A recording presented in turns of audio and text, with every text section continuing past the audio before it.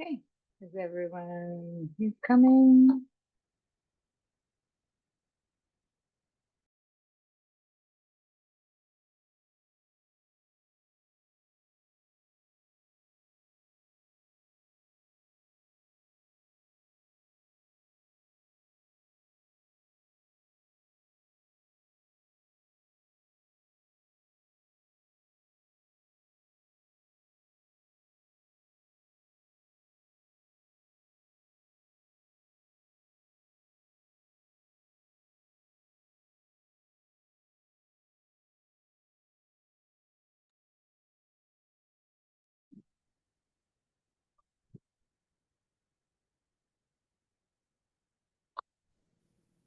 Hi, Christina. How are you? I'm fine, thank you. How are you? Good. I'm connecting with my other computer. Sec. Yeah, I don't know where everyone else is. Some classes I turn them on and I have like 20 people coming at the same time, and this one people just trickle in. So let's see. Um,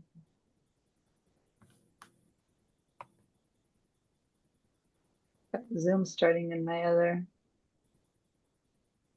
computer.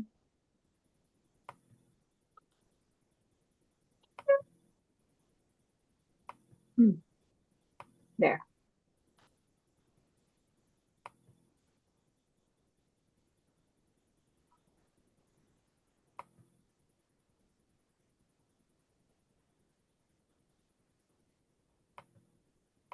Okay, so now I'm connected with my other computer for when people arrive.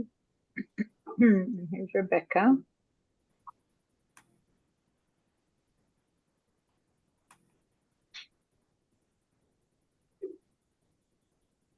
Hello, Hi, Rebecca. How are you? I'm good. Nice Um, to see you. Not sure I'm going to be here next week. Okay. Let me look at the calendar because I believe this. Hold on. I need my. Um, Looking at the calendar. This meeting is being recorded. I have one, two. Okay, we have two more classes. Okay, we're fine. All right. I just need to check the calendar to see because I know Yeah, one of the classes ended a little bit earlier.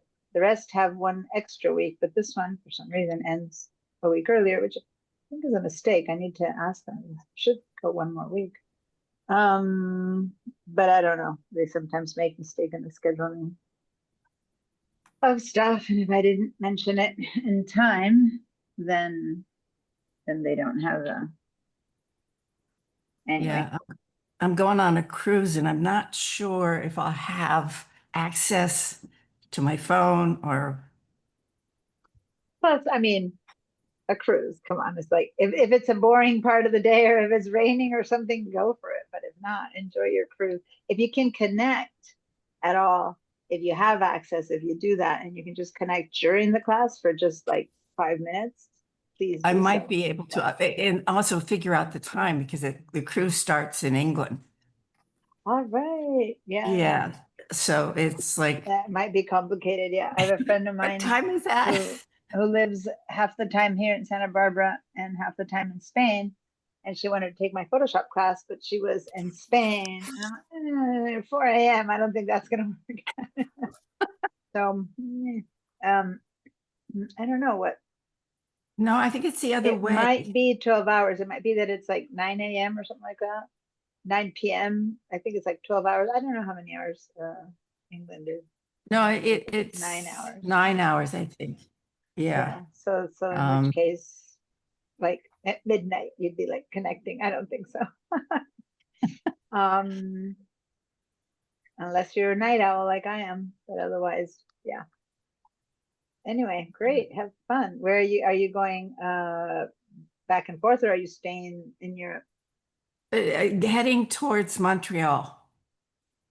Oh, So, you're crossing the well, actually going up ocean. north and then to Iceland and then Greenland, I hope, and then the northern Canada and home.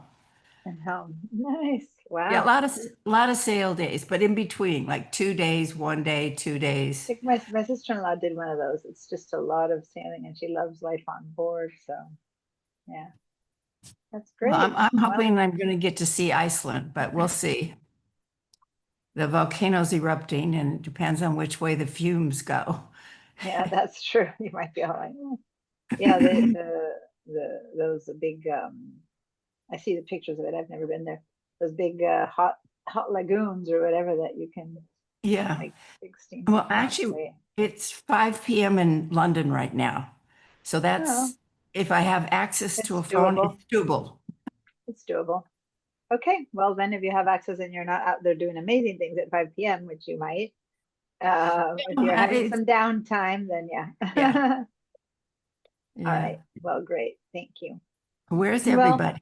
I don't know. I'm sitting here happily chit-chatting. But if no one else is coming, then let's get going. I did notice that Christina did a whole lot of research that she posted in Padlet. So maybe we'll get going with that. I'm going to share my screen so you can see the Padlet. And hey, Christina, wow, look at that. And then Rebecca, you also did your research. So, and then, yeah. But I need to know how to do Kristen it. always shows up a little bit later. And then Moni. And is that it for who was here last week? That's it for who posted. Okay, I Christina, thought there a were lot. 4 people. I thought we had 4. Well, Jinsu was here, but she never posts. And Amberly came late. Okay. So the only ones who did the homework. Okay, so Christina, tell us a bit Yes. about all your research and what conclusions and or what questions and or preferences, what did you find out? So I Did believe I anything used, surprise you? Because I noticed well, you made a comment somewhere, yeah. my homework didn't go as easy as your demonstration It in did not, class. or it did? It did didn't? not, because your Uh-huh. demonstration, the information was very clear on that Mhm. website. But everything's a learning experience. So the first one I went to, the first printing company I went to, I couldn't find the information I needed. So I went to Okay. another printing company. I think it's Price for Less. And instead of having it very specific as the screen where it actually just had that information like you showed in the video last week, instead it had words. So it says the standard dimensions of a printed business This card, one. yeah, are 3.5 times 2 inches, which you did say in class. But then it says many printed designs include bleed. The bleed area is an extra 1/8 of an inch space for design elements, backgrounds that extend beyond the finishing edges of your card. The business card design with bleed is printed slightly oversized and then cut down to size, just like you stated. Mm-hmm. Now, the example they gave here, as you're looking at this pink and blue business card, those are words. They're not actually numbers. But if you go below that in the bullet points, it says, Yeah, that's where they give you the numbers. Yeah. make the document page size equal to the card side plus the bleed area, or 3.75 inches wide times 2.5 inches high to be But trimmed see, down. this bleed that this company is asking you for the same bleed that I normally use, which is 1/8 of an inch, which ends up being 1/4 of an inch on both Which is- sides. So this is what I had done. That's what InDesign sets up for you, the 1/4 of an inch. Or the 0.125. Yeah. Right. Okay. So yeah. So it's just telling you in words Yeah. what Each to company do. does it. I think it's in a way better because if you don't know much about this, this explains it to you versus the other one assumes you know and just gives you numbers. And you're like, well, those numbers aren't true. So in a way, for someone who is new to the whole thing, and this one here, they explain it to you, right? They're basically telling you, make it bigger. It's going to be trimmed down. So basically, they're explaining what you should do. If you didn't take this class, you would have read this and hopefully understood. So Right. And then it that's says, great. if you're designing a vertical card with the long side up, simply switch the page width and height so you won't have to rotate the card. So, I mean, that's nice Yeah. that it gives you another section. And then in the metric system, it also explains that. And then Yeah. it says, if you go to the And next it goes one, over here. right. And then it says, play it safe near the borders. And that's where it goes into this zone is the 1/8 inch around the margin of your card. Make sure your text is within 3.25 times 1.75 inches of your card. Yeah, so that's the safe area that they've marked here. It's basically outside bleed, and they don't call it inside bleed. They just call it safe area, but it's basically the cut can go either way. So keep all your stuff within the white area, which is that size. And then the next screenshot is if you want to use a double-sided business card. Yeah. It talks, you can create that as well. Mhm. Perfect. Well, this and then company there seems were- to have. And Yeah. I was just going to say, then they have sample custom business card designs with rounded corners, plastics, foil cards, embossing, Yeah. die cut. So it gives you all kinds of This is just the basic set. This is the square one, but yeah, you can do whatever. Of course, it all costs.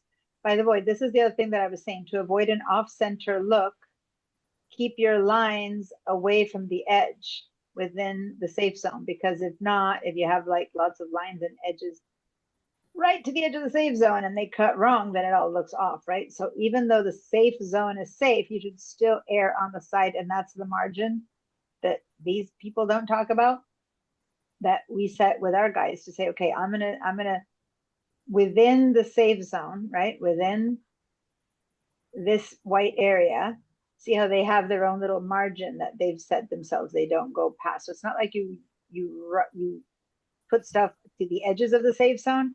Rather, this is the no-go area, bleed and safe, but then you and I with our guides, we mark the margin, which is right there, which we don't go past that, so that by the time this gets printed, you get handed this, you have this much space between your text and the edge, but that's so that you have the safe zone and a bit of extra space, right? So yeah, perfect. So this company is very clear. That's really good. Yeah, and then the last one was a folded business card sizes. So, I mean, I was amazed how many options and choices you have. Cutouts and foils and corners and embossing. Yeah, of course, the more you add or change, the more it costs, right? But hey, if you have that need, then it's if it's the right thing for you, right? But you wouldn't be putting all this in there unless it's necessary. So this is a die cut where it pops up, which I don't think I've really seen business cards that have pop-ups. Why would that be? But die cuts where you have holes, right? So these are holes. See how there's a little shadow? They put the light through for you to see it. I've seen that, and of course it's much more expensive, and it has a little bit on both sides and whatnot. Foil embossing, but embossing does look really, really nice without being so fancy. So I mean, it's expensive, but it's less than maybe the pop-up. And putting down foil or stuff like that. So yeah, great. Lots of good information, lots of good research. And then here's your safe zone. Well done. That's great. Now, did you check to see how much it would cost in comparison to another company? Like a basic, like the same, whichever. If you choose one with embossing, then make sure it's one with embossing on there. Did you compare prices to see if one, because this is called printing for less, was it really less or not?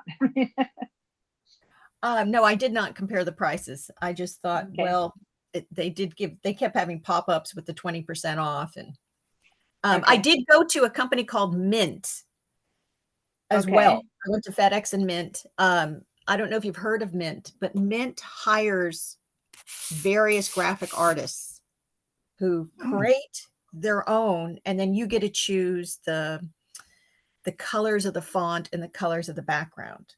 But it never Yeah. actually stated the dimensions. I couldn't find that there either. But great company. Well, if they do it for you, they're going to charge you, and then you don't need to know the dimensions. You just kind of, they give you the templates and you decide which one you like, and you just give them the text that they're going to drop in there. So they know the sizes. So you're not really making it. So these that give you the info is for you to make it yourself or to hire a designer to make it for you. But when you go to a company that makes it for you, yeah, they don't need to give you the dimensions, right? I mean, it's always going to be about that size. It's just, it might be a couple of millimeters bigger or wider or taller or thinner. It's never going to be vary that much, because when you grab a stack of business cards from that many different people, if you've ever done that, you'll see that they're all just a little bit different, but their basic size is the way it is, right? It's basically the size that everyone uses. It So looks anyway- like this one, they put the information from the template already in your outside. Yeah, Where- so where- this is Moo, which is, so this is Rebecca is research, and this is Moo. Moo is expensive. Every time I've tried to price it, but I have seen cards printed at Moo, and they are very good printers. So again, it's not like it's good or bad. Just you need to decide what it is that is worth it for you based on your budget. And and here, this isn't just research, a screenshot, but this is actually a template that you downloaded, right? Mhm. Yes. So they've given you a template, and I'd be interested to see if you look at the layers to see if this is layered or if it's just a piece of art that they just dropped in that you need to recreate. But or if it's actually like they marked the bleed and all that. I don't know. I don't remember. I think I have some of their templates that I downloaded once. But see, the size of the document here is already 3.66, which is what they're telling you to do, and 2.5, and that is wrong because your document size has to be 3.5 by 2. So this is just a template then. Unless they are saying, just give me the document, we'll cut it anyway. But the trim size is usually the one that's the 3.5 by 2, because that's where they're going to cut. The rest hangs outwards, how we did it. So that's interesting. As I was saying it, I was like, oh, yeah, that was different. And their bleed is different. It's not the typical bleed.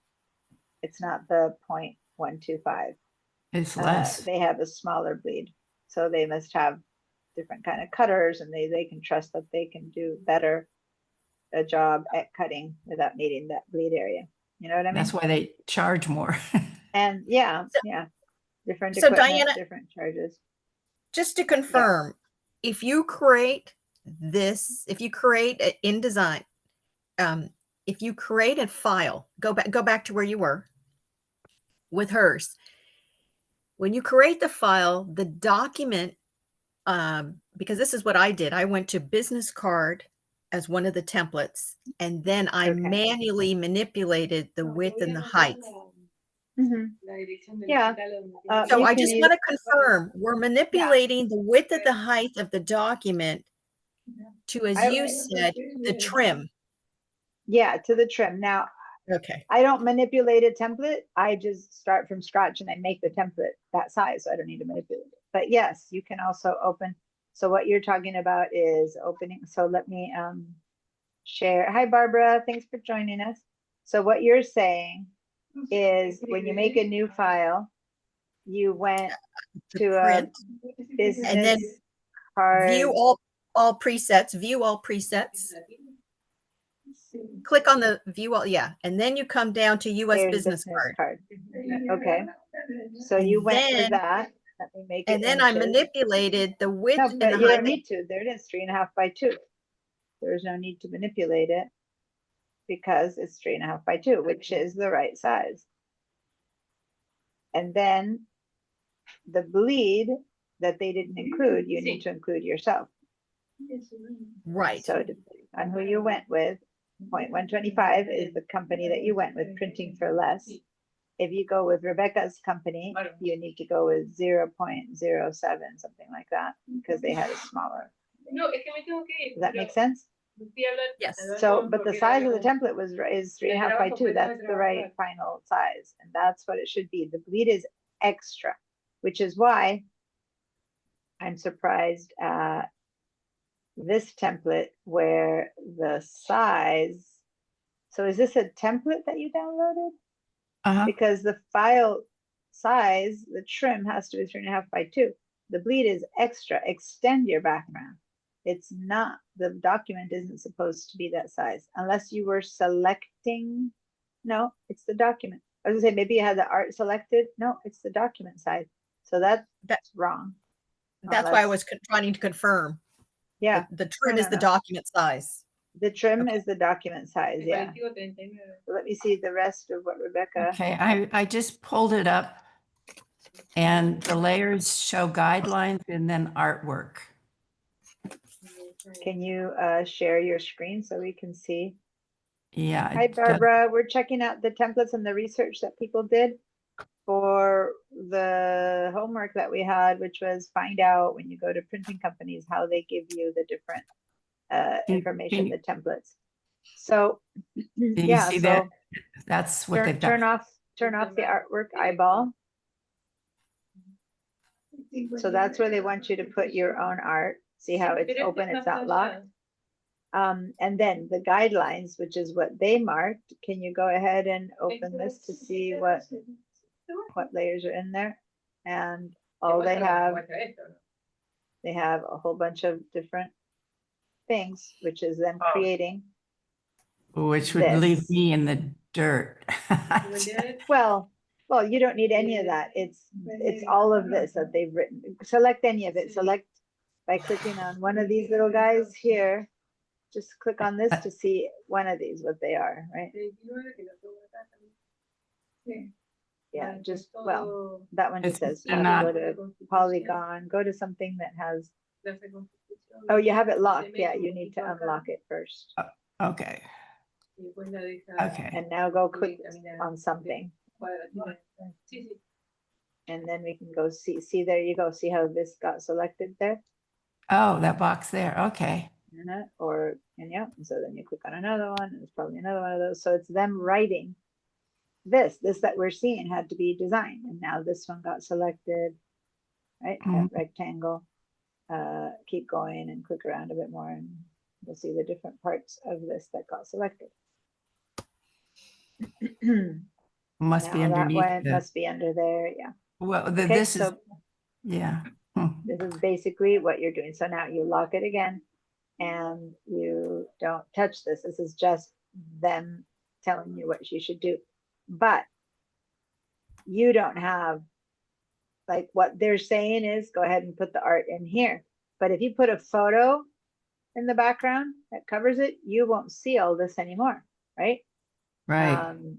So what you need to do is grab the rulers and bring out a little guide and to have it, a guide that marks you that line, and bring out another guide that marks this one, so that then when you put in your art, you can make sure you're not going overboard. Does that make sense? Yeah.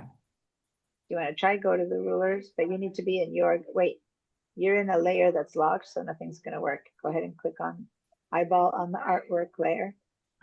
No. You need to see that one to know where to go.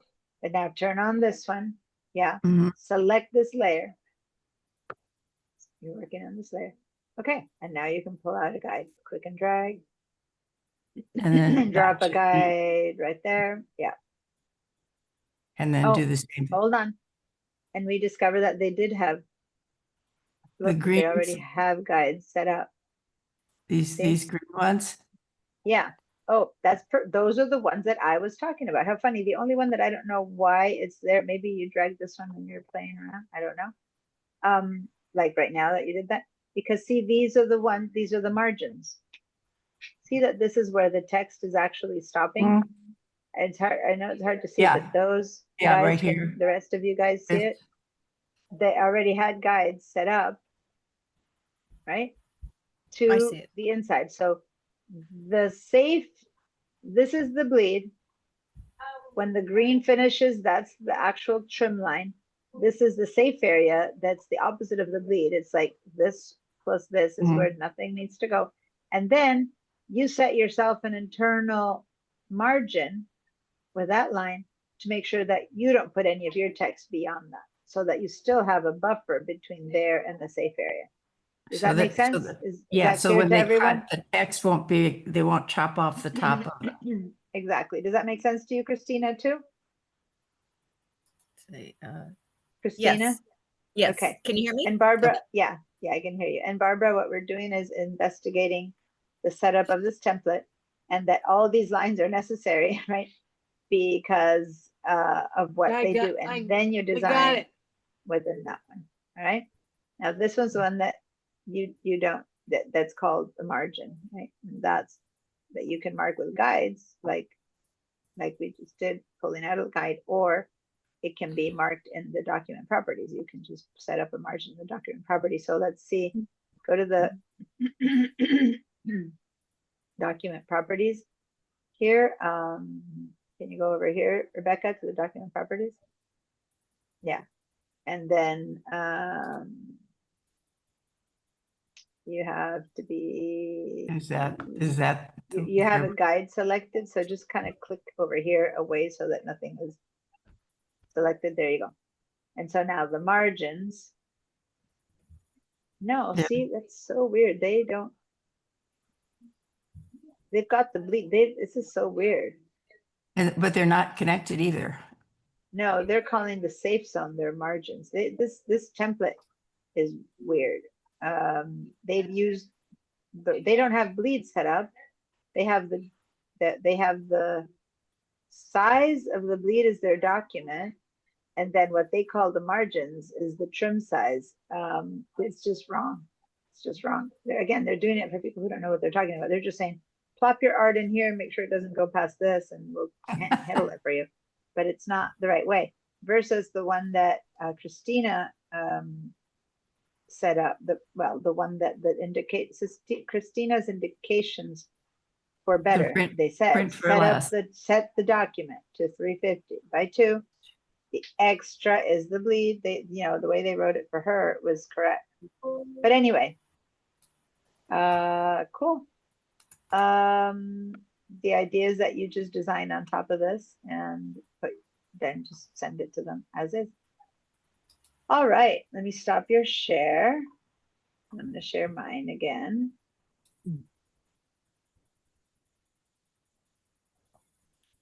Head over to the homework. Okay, great. And then Rebecca, you posted a few more. Let me see. This one is for postcards, where again, they tell you what the trim size is, bleed area, and safe area. Yet if you download this template, I have a feeling they'll probably do the same. Exactly. That they'll have made it the document that size, which is bizarre. I guess they just assume people don't know what they're talking about, and so they just do it for them. And then this one is from Staples. Mhm. So you had a question, is how do we use this in InDesign? So that's why I wanted to. Because there's no dimensions there. No, because the way it works with this company and many others are this way too, including Moo or maybe even the Print for Less. It's a bit like what Christina said. They have a template design, and what they want you to do is to select this brand name and put yours, select this and write your text, put in your full name, put in your title, put in your numbers, and then that's it. And then you send it. It's kind of like a pre-design. So you go over here to this area, and if you want, you add your own little text box, right? So it's like it's a template where it's been designed for you. None of this has bleed, so this is not going to be printed with art. No, el 39 glorioso va. Or they will. Pues, They're sending you the choice for stock images, and they're saying extend all the colors or images to the blue line. So what, since people don't know about this, what they're doing is this is the bleed line. They want you to pick an image from here and drop it and make sure that the art extends to the bleed. And then they've given you, this is the trim, they've already given you, this is the trim size, this is the safe area, and this is your margin. And they don't bother with all the technicalities. They just say, extend the background to the outside and keep the text in here. So they don't bother with all the technicality. By the time you fill this up, they have their bleed and their safe area in there. They just say, avoid the space and extend the background to the end. And now you know what's happening is that that's the bleed line, right? But And you this is- wouldn't be able to do this in InDesign because they're This one, limiting they want you to design it here. Yeah, here they Right. want you to design it here. I'm wondering if you go to customizations, if they give you the choice. But yeah, in this case, this is a basic card that they're just saying, put your info here, choose the color you, stock image that you want, put in a QR code if you want. And So it's you're kind ready of to go. generic. Yeah. Mhm. It's like design it in the spot. Now, some places allow you to design things in the spot or to upload your own. So if I go to like Moo myself, let me see, Moo printing,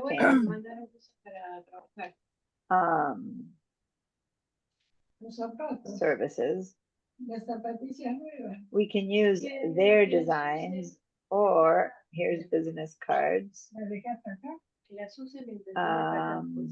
So it's a little bit like Christina was saying, they've hired people to make these designs for them, right? Mhm. And you can use them, or so say that I choose original business cards, I choose that, shop original business cards. Choose your size, standard, standard, standard, and when you do that, how would you like to design your cards? Do you want to use our templates? Which is what Christina was saying, they have someone who designed a bunch of templates for them, and you get to use them already, which is a little bit like what you went to, Rebecca, or design it here online, Which is like the Staples which you one. just did, or upload your own, right? So if you say use your templates, and I click on use your templates, and I say start making, then they give you the choice again to upload a full design, design it online, or just use one of these. And I could say that I want this one. Give me 1 second, you guys, just 1 second.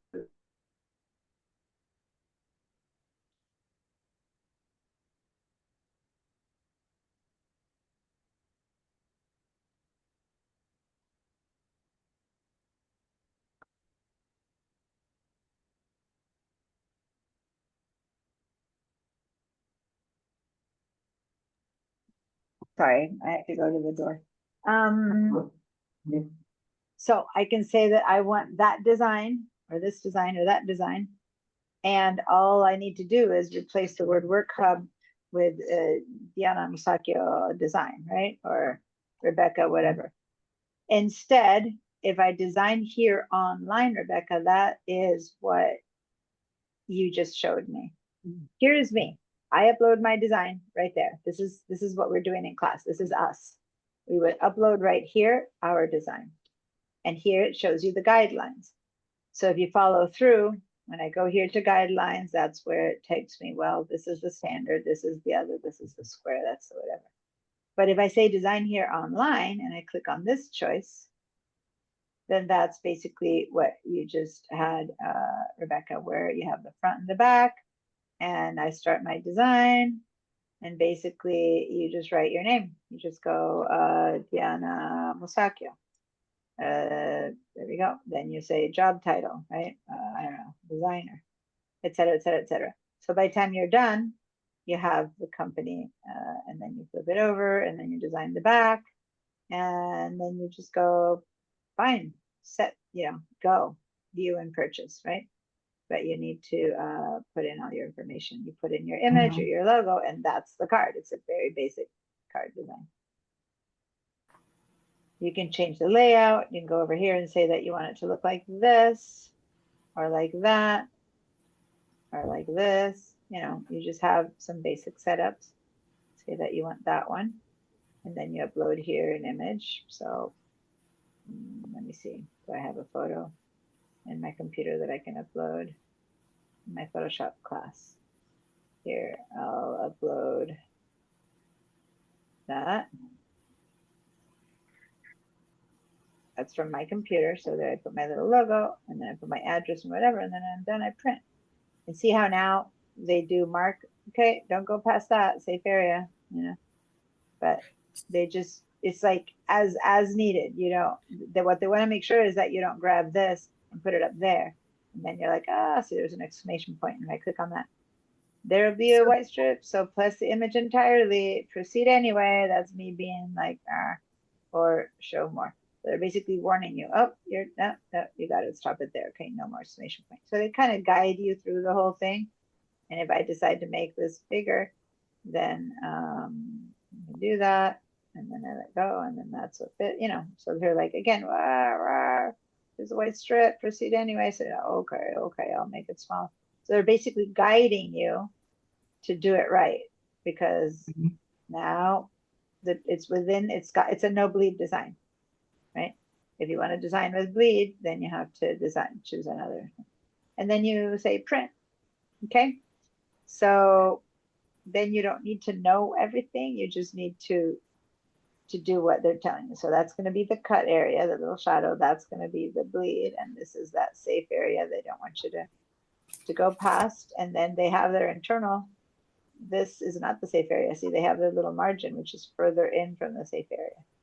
There you can see that there's about that much more space. So on this design, isn't that a little dangerous because of the straight edges?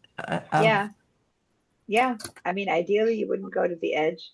There, that was me extending it. Remember that I just did that. If I actually take this away, their logo wasn't, let me see, what was their art. They assume that you would put something in there. So you're right at the edge of the safe area. Ideally, you'd be inside of this little safer area, which is the margin, right?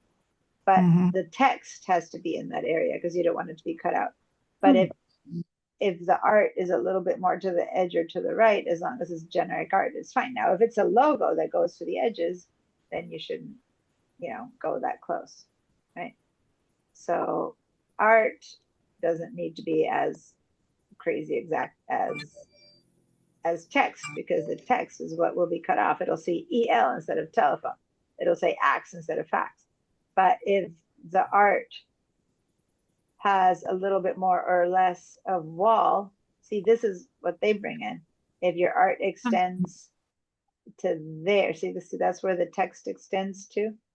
And that's where the lines extends to. This is what they consider the safe area margin for the text. If I put this in here and even lower, then I am within the safe area with my art as well. But if I go a little bit over and I put it to there, what they consider the safe area, which is there, then if they cut a bit more wall or a bit less wall, it won't matter so much to me. I mean, it would matter to me, but I guess they figure that it's not as important as text, where you really don't want to see Iana. So I feel like I wouldn't like the D to be cut off, right? Anyway, but let's do more of this work in InDesign now. But yeah, that's how you use these companies who kind of have the setup made for you. So this was your example for Staples, and I just did that same thing. And well, I guess I could have gone to Staples, but. And then I liked your comment. I feel like I went to a restaurant with a multi-page menu. Yeah, there's so many. Yes. Diana, in regards to what you just showed, where basically you're designing it yourself, even though you may not have much experience with graphic arts, you're choosing the product you want and you're designing it yourself. Would in your experience, would they be charging the client less because the client is self-serving versus them doing more work? No. Yeah, no, they're not doing more work. They're letting you do more work here. By the time you say send, you're sending them this design or the one that you designed at home, but they're not doing the work. They created this template and they're just sitting back waiting for you to design it. They're not designing this for you. No, I'm I still understand that, but I'm designing saying it. at the end, when they're gonna charge you, No, no, no. They it'd still be allow, about the same price. part of the service here is, and I just go back and, It's probably Back out more of it. paper choice and, yeah, no, in this case, truly, they give you the choice. Either upload your design, use us, or use one of our templates. And if you have a template, so say that I choose this one. Say that I choose this one, right? If I choose this one, then you get to choose which of these, you have 5 options, use one. So they give you 5 designs. They've already paid a designer to design them 5 templates. I mean, this is completely like, this is all, or maybe it's one of them who designs it. So you just go, I'm going to go with this one. So you Right, that's design, why I was so- thinking it would be cheaper because they're only gonna pay the software programmer once or the graphic artist once. No. The graphic artists, they've already paid the designers to design them 200 templates, period. That's done. That's their Right. business. They offer you these designs. This is the back, you have 5 designs, this is the front. It'll be same for the whole thing. So you start your design, and instead of starting from scratch, the little I get to write, mine is Boney is the name of my company, and then that's it. Right. And I put my address, yada State Street, right? So someone has designed this, I write it, and then I go to the next one, right? And that's it. And I can change the color. Right, I but want to make it blue. Going back to where you went and the choices you have as a customer, you go to that screen. It makes If everything is the same, if you they charge you chose exactly the same. They paper, don't the care. same font, the same everything, Yeah, then they don't care you're not if you getting design it discounted price. yourself. Literally, Okay. they don't care if you upload your own. If you use Okay. their setup and you design it, this means you own InDesign or Illustrator or Photoshop. This means you don't own it and you design it here. This means you just replace your name instead of their name. That's it. They give you the 3 options. The cost for them is in the printing. So this, they already spent money and having a web designer design this website, Right. a designer give them 500 templates. That's what they spend in ahead of time in order to then offer this options, and they charge you the same if you do that, or that. Now, if you do this and you pay a designer, then you're paying more ultimately because you've paid a designer to give you a design to go up there. Right. But I personally wouldn't want to use one of their templates. I would want something that I've designed, but I'm a designer. 99% of the people choose one of these and they do great. I'll choose this one. Okay, good. Then I just need to put in my own photo. But that's what I'm going to do. Like it's completely, once they offer this, that's the price at the end is exactly the same. In fact, they've given you the price earlier. See? So if I change nothing, if I am going to print 1,000 cards, right? Say I want 1,000 cards, then my price is based on what paper I choose, what finish I choose. This is the most basic, original, coated on both sides. That's it. No details, no corners, no finish, no foil, nothing weird. So they're telling me, okay, that's $250. And then it says, how do you want to design it? Right? And you choose how you design it. So that is the price before you give them the design. You want to give them your own? You want to use ours? You want to design it here? They don't care. All they care is about you sending them a piece of art made in one of these 3 and that you pay that much and they'll deliver cards. They don't care what you do. Okay. Now, if over here I decided, well, I want gloss, I want rounded, I want square, so I make different choices, then here it's like, okay, so based on, and again, say that I want, 1,000 cards. Now it's $320, not $250, because I made certain choices that are more expensive, right? So then when I go design it, it's size is square, original coated, gloss, rounded, 1,000, $320, whereas before it was $250. Does that make sense? So this is what they're charging for. They're not charging for, um, oh, and yes, They have a- the standard card is 2 by 3.5. But, oh, that might be what was happening with you, Rebecca, but the Moo design, they stand out by having theirs be a little bit longer and a little bit skinnier. It's like a little longer one. And that's what they call Moo. So see how the regular one is 2 by 3.5 business card that everyone has. And if you go with a Moo, it's a slightly longer 2.16 and a little bit skinnier. God, and there's so many things you have to check for the cost. Yeah. If you make it square, if you make it closet, make it round, if you make it square, it's just, and then you go down here and you go, okay, now I'm at 280. Well, what did I choose? I choose the Moo, which is a little bit short. And what Moo has, which I do like, and this is why I like Moo, is that you can choose a variety at no extra cost. So you can have, I've seen artists that you look at their little pile of art of business cards, and each one has a different little piece of art, right? And it costs more, definitely, but you end up getting cards that each one, and you've seen that if you go to art galleries and stuff, each one you pick up is a bit different. Costs quite a bit more, but instead of getting 50 identical ones, you get 50, or you can put 3 designs or your favorite 10 designs or whatever, but of course you got to pay for that. But yeah. Anyway, enough of Moo. I want to get us doing this stuff, but yeah, there's a lot of choices to make. And yeah, so those are all the possible sizes that you could have for business card. This is what Rebecca posted. And then this is another question that you had. Should open in Adobe Illustrator or in Photoshop? Okay, so this is Rebecca's question. And this is a template. And you've opened it. Hold on, every time I go in, it's off. I can't go in. So this is the postcard, finished size 4 by 6. Can you read? I don't know if you can read this well enough, but this is finished size 4 by 6 with bleed, 4 1/8 by 6 1/8. So see, these are the traditional extra sizes. The blue line, it says here, is a safety line. Anything beyond that could get cut. And then the red line is the trim line, okay? So they're basically telling you the setup. Now, if you open this in Illustrator, you can also open this in InDesign. If this company No, didn't give you InDesign, it wouldn't open in well, InDesign. no, it wouldn't. You Either would've- Illustrator or Photoshop. Yeah, so basically, when you go to these companies, you can choose, let me see, you can choose which, let me go over here where they have,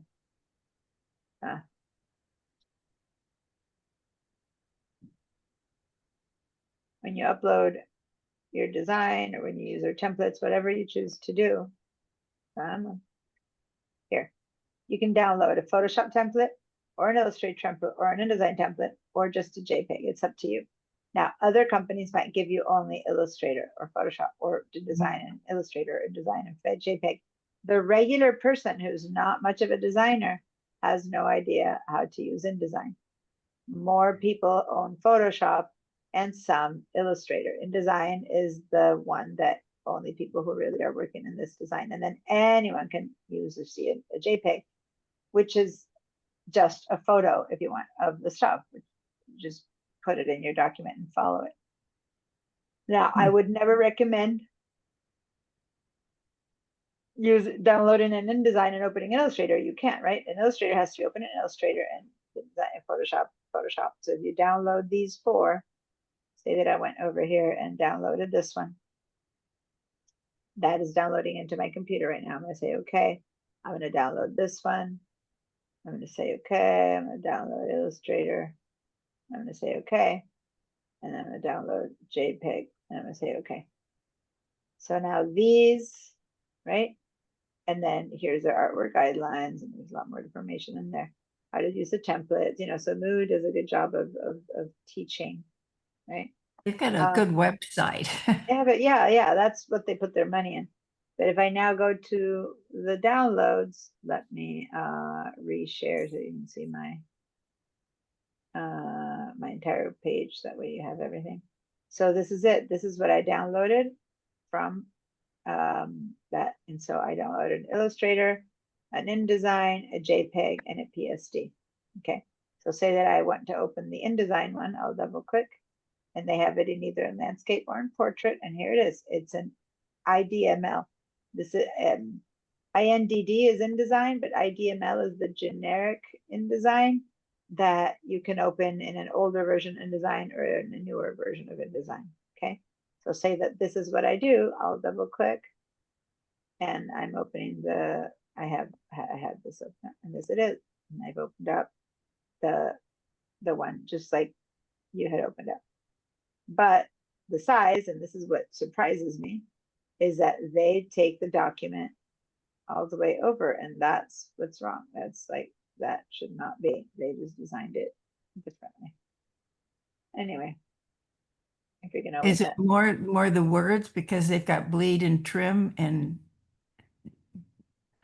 No, just that normally the document size would have been 3.5 by 2.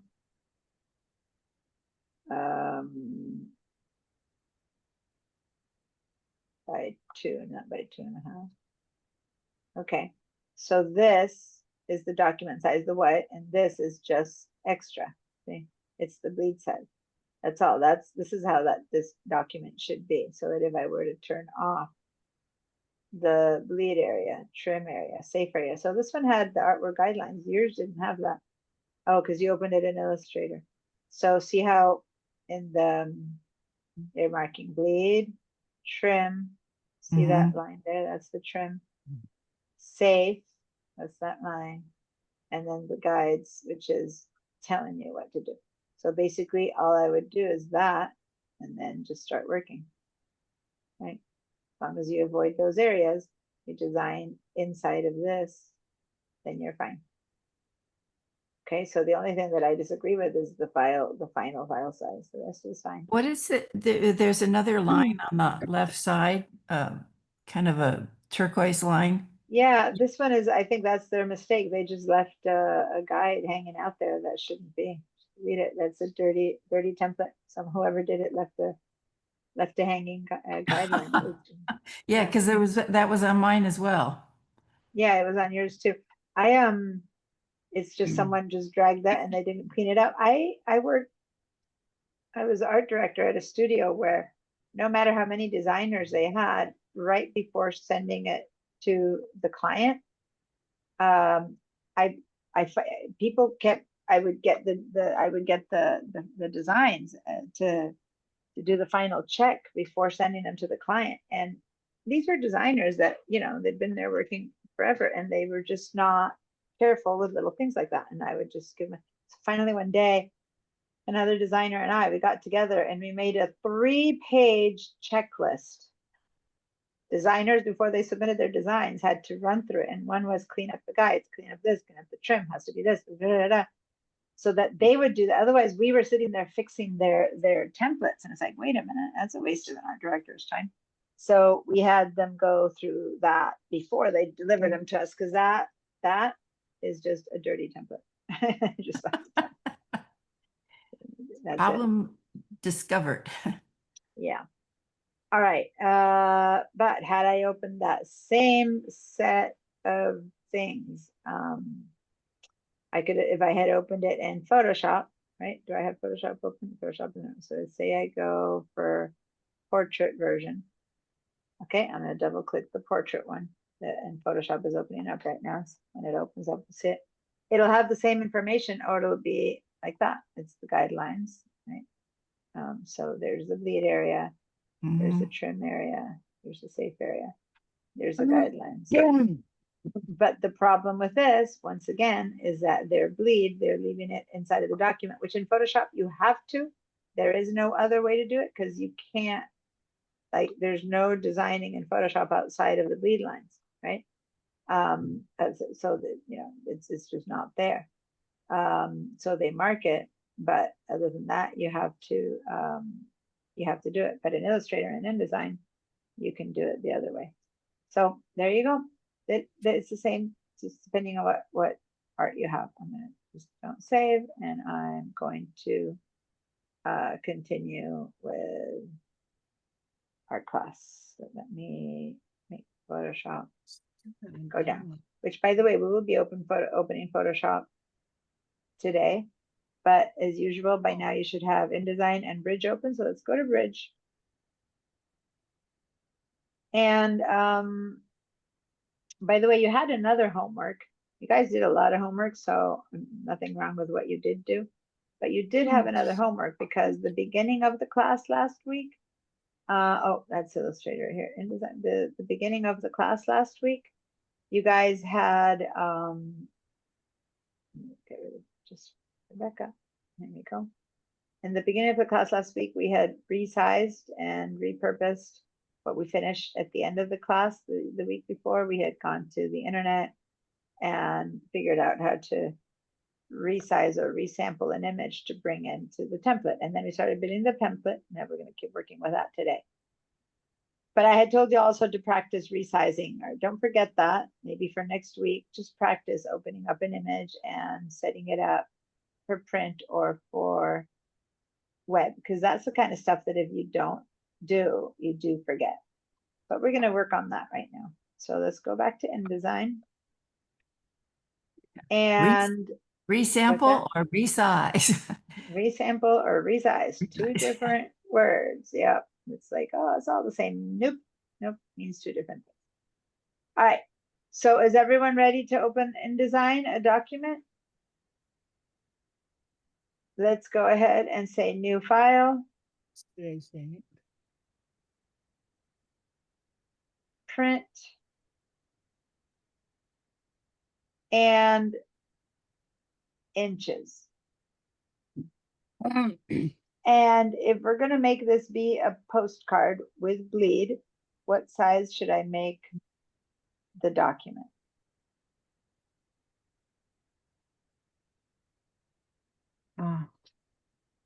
If you don't remember, you can go to, oh, let me go here and give you the link to the Padlet, because Rebecca did put the print on Padlet. So let me go to the chat.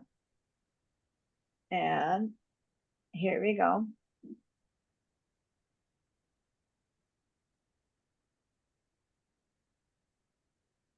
So if you need to, you can go over here.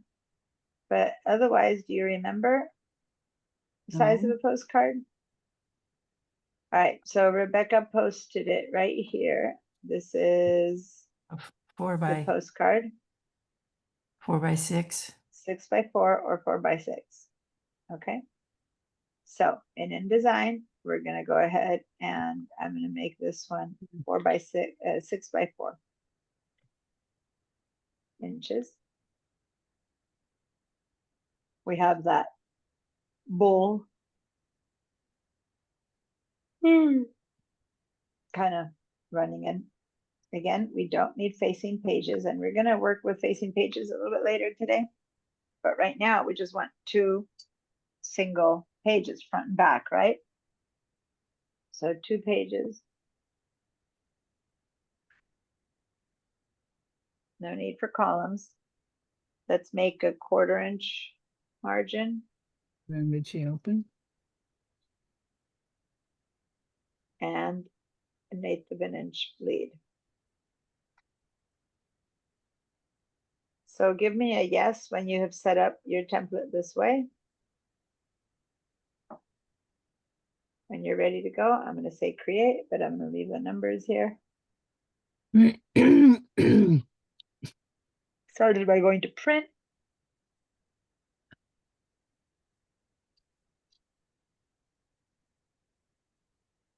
Okay, Barbara, you got it. Christina, Rebecca, let me know when you guys are ready. I've got the wrong, let's see. There we go. I just had the wrong orientation. It was vertical as opposed to landscape. Okay.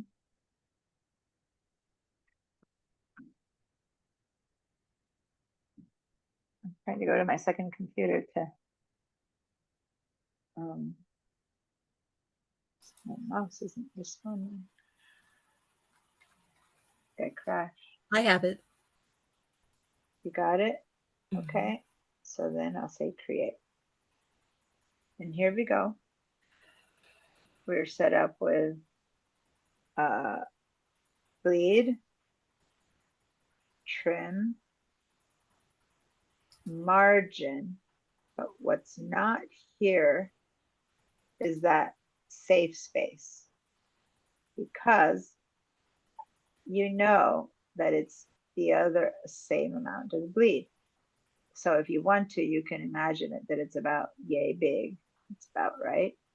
The whole point is that I'm not going to put anything in there anyway. I'm going to respect my margin. Does that make sense? So Mhm. I don't need that one marked because I'm going to respect my margin, which is even further in. Does that make sense what I'm saying right now to Christina and Barbara? This little extra line, that is what they call safe space. Yeah. There's no setup for it in InDesign.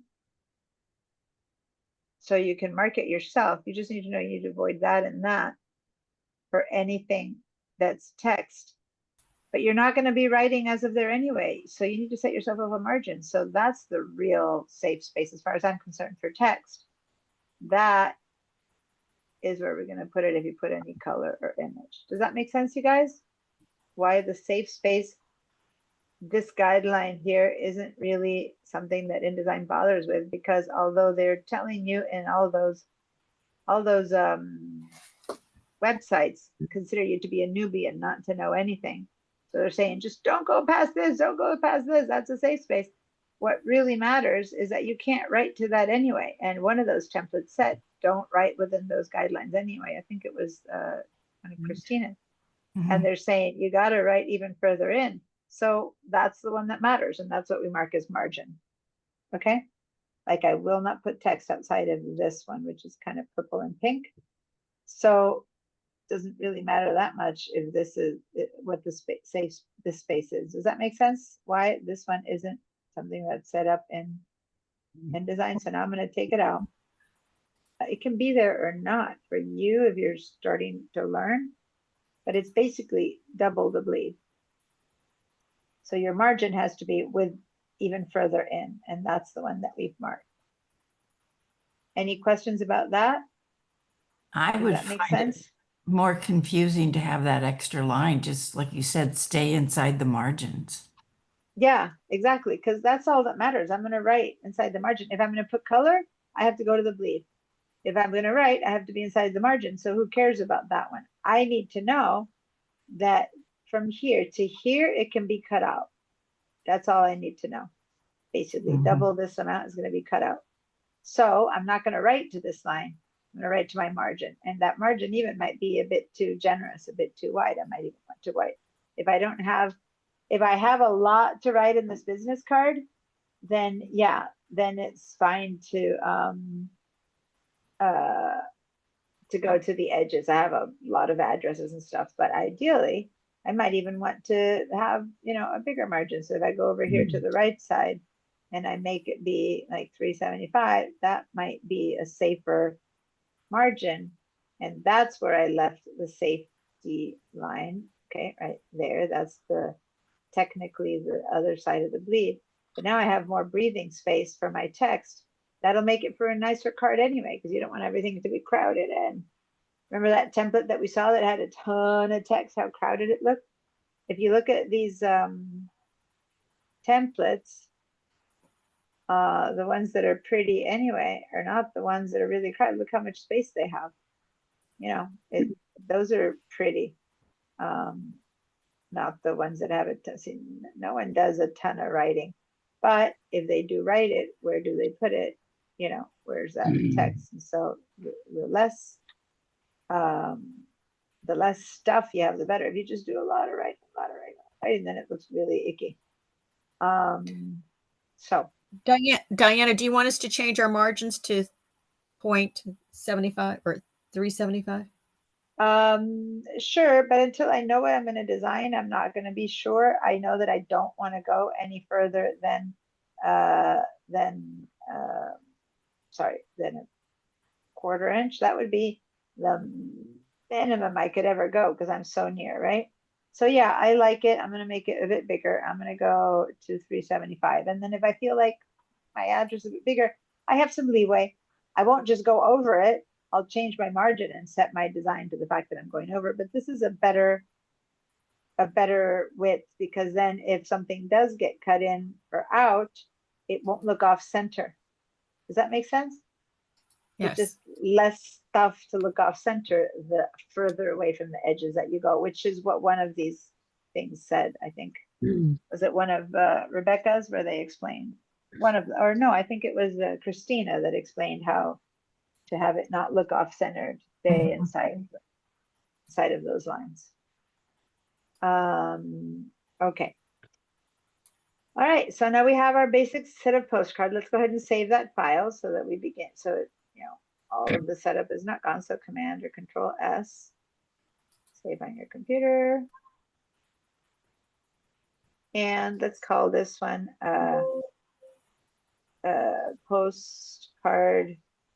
And then I'm gonna write bowls. It's that we're gonna use the one that we've been using for the bowls. It's that art piece that we already worked with, this one that we're going to use. Okay. So back to InDesign. Now we don't know the size of that art. I know that we worked with it a few weeks ago, but well, 1 week ago we were working with it, but we might not know. Is it going to be the right size? Is it going to be proportionally 4:6? Is it not? Many times photos that come out of the camera are different in proportion than any of the products that we use. Proportion, I mean, the postcard, for example, is a different proportion than a business card. Business cards are kind of long and thin. Postcards are a little bit nearer to square. If we're going to use that same art, we're going to have to cut some out, top or bottom or side, to make it work, right? Well, let's start by saying, I'm going to Command minus so that I can see some of my pasteboard. And I have 2 pages, remember that we asked for front and back. So we have 2 pages. Let's go ahead and bring the photo, the original one, as is. And when I say the original one, go to Bridge. We made 4 of these. Go to Bridge and see, make sure that you still have 4 of them. I'm gonna go ahead and reset my screen so that I'm only sharing the art. So if you're in Bridge, do you have a bunch of these? Because we made so many. Remember, we made one. We made the original one is the one that was just image 6142. And then we made it ready for print at 3x4, which is not 4x6, right? And then we made a ready for the internet 1920 by 1440 pixels at 5 quality. And then if you did this one with me, this is just a copy. It's just an exact copy. And if you don't sure if it's a copy, when you click on it, then you can see that none of the metadata changes versus when you click on this one, see how the metadata changes? And click on that one, the metadata changes, right? So this is an excuse me, exact Diana. copy. If you didn't do the copy, that's okay. How do you get, when I clicked on the bull on your right side, you see the information you just looked at? Yeah. How do you get that to display in Bridge?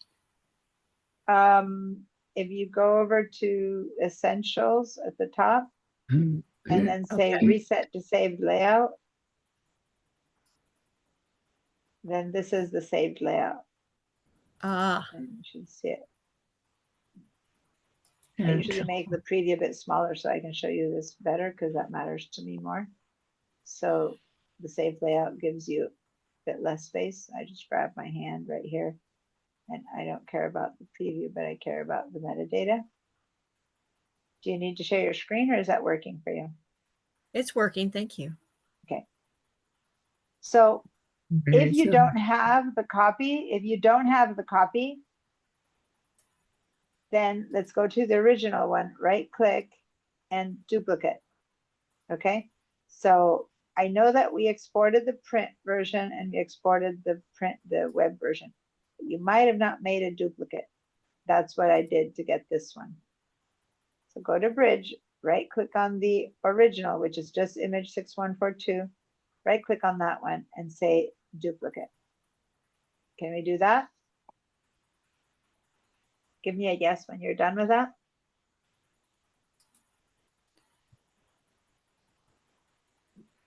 So we don't have to do that, or if we already have a copy. If you already have a copy, you have a copy, just wait. Yeah. Okay. Barbara, did you make a copy of it? No, where is that? React. Because I want us to change the name of the copy. So for those of you who did, let's click on the name and let's call this one Bulls or Bull Run. I don't know. I don't have. Let's just call it Bulls. .jpg. So that Where did I for better or for worse, since it is alphabetically ordered, now the bulls is separate from the image, right? So this is the work we did the other day, and this bulls is the one that we're going to work with today. So Did are that we supposed happen? to work with the copy or the original? The copy, Just the copy. the original, leave it there. The copy, we're going to replace the name to the word bulls.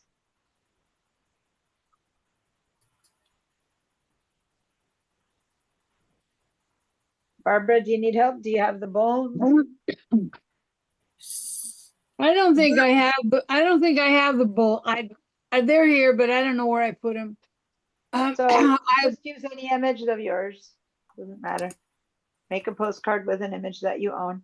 Just make a copy of it because we're going to be playing around with this. We're going to mess with it. We're going to do stuff. So I don't want you to ruin an original. Okay. okay, thanks. Use a JPEG. What? I tied my shoes really tight today when I went out for a walk, and they're bugging me. While you guys are finishing with that, I'm going to bend over and loosen up my shoes. Which I'm just sitting here. There's no need for them to be really tight. And there's one. Let me go to the other side. Oh, Diane, Yep. how did you, up at the top to the right of essentials, you have libraries, films, up, all those up there. How did you get them up there? I have libraries and film strip. Yeah. If you have it smaller, then you only have essentials and you have to get the rest through these arrows. If you have it bigger, then they pop in. So depending on the okay, thank space you you. have. I don't. You know? I'm not using two computers anymore. Yeah. I So mean, I then need that, too many of yeah, those. when you're squishing things down or up now, remember that I always say I make my apps the same size and then I don't move them around to work on this one, to work on that one. I Right. have them one exactly on top of the other, so they all get to be big. And then I switch between them by going to the dock in the bottom, right? So Right. let me just show you, this is my entire screen. And you guys don't know, but here on the right side, I have Zoom. Here on the right, I have Zoom. I have the muting, the participants, the chat. And so I have my apps kind of on the inside of the screen. And then when I have to switch to Photoshop, I'm going here in the dock, to InDesign, to Illustrator, to Bridge, right? Like I don't bother moving anything. It's one or the other. And that all occupies the biggest space they can occupy, right? Instead of dragging things around to get to the other one, I just do that and Bridge comes up, Photoshop comes up, Illustrator comes up, InDesign comes up, right? So now I'm in Bridge. And then I reshare the screen to just show you the apps so that it's less of a, so you don't have to see all the extra space that I'm using for Zoom. It's easier, okay? It's a much more efficient way to use my computer, not to move things around, but to just overlap them.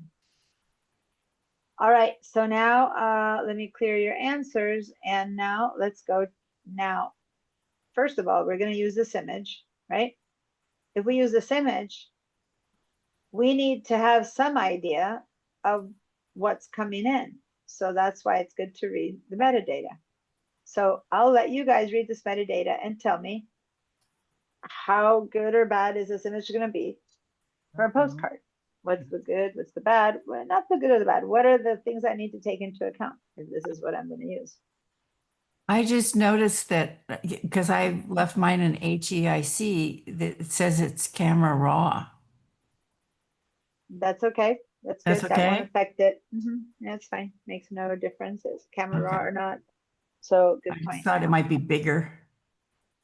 The file size Yeah. would be different than mine. Yours and Oh, probably yeah, would be mine is much Yours smaller. is smaller, yeah. JPEGs are bigger.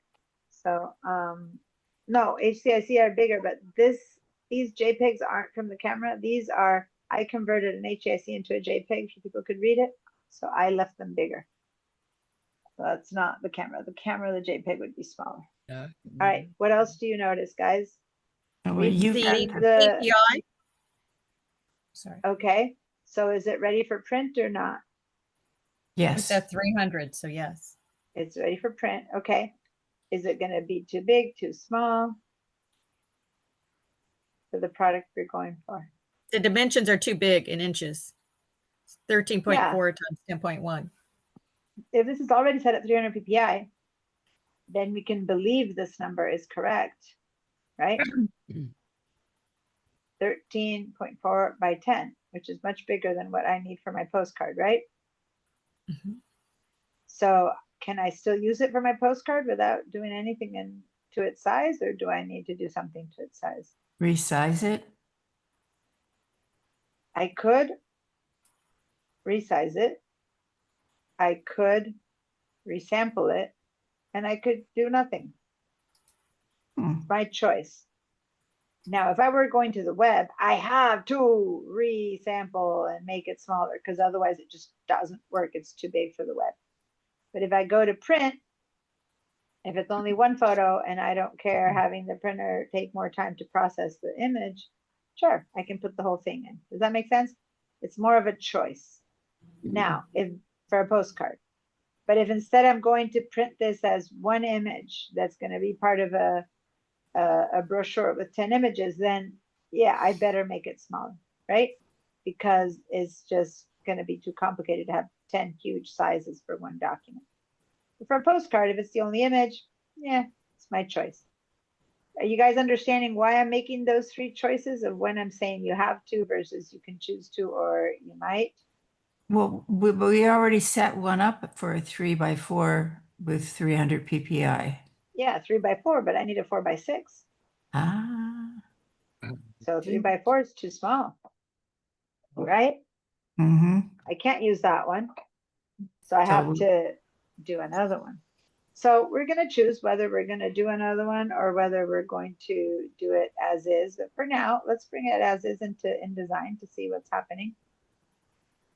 But that's what you need to do. You just need to go to Bridge and just find out what's happening. If this is the image I have, will I have too much, too little, too many? What are my choices, right? So just read the metadata to get informed. Now we're going to InDesign and we're going to place this file in here. How do I place a file? Who can remember? What do I need to do to place this file? File place. Yep.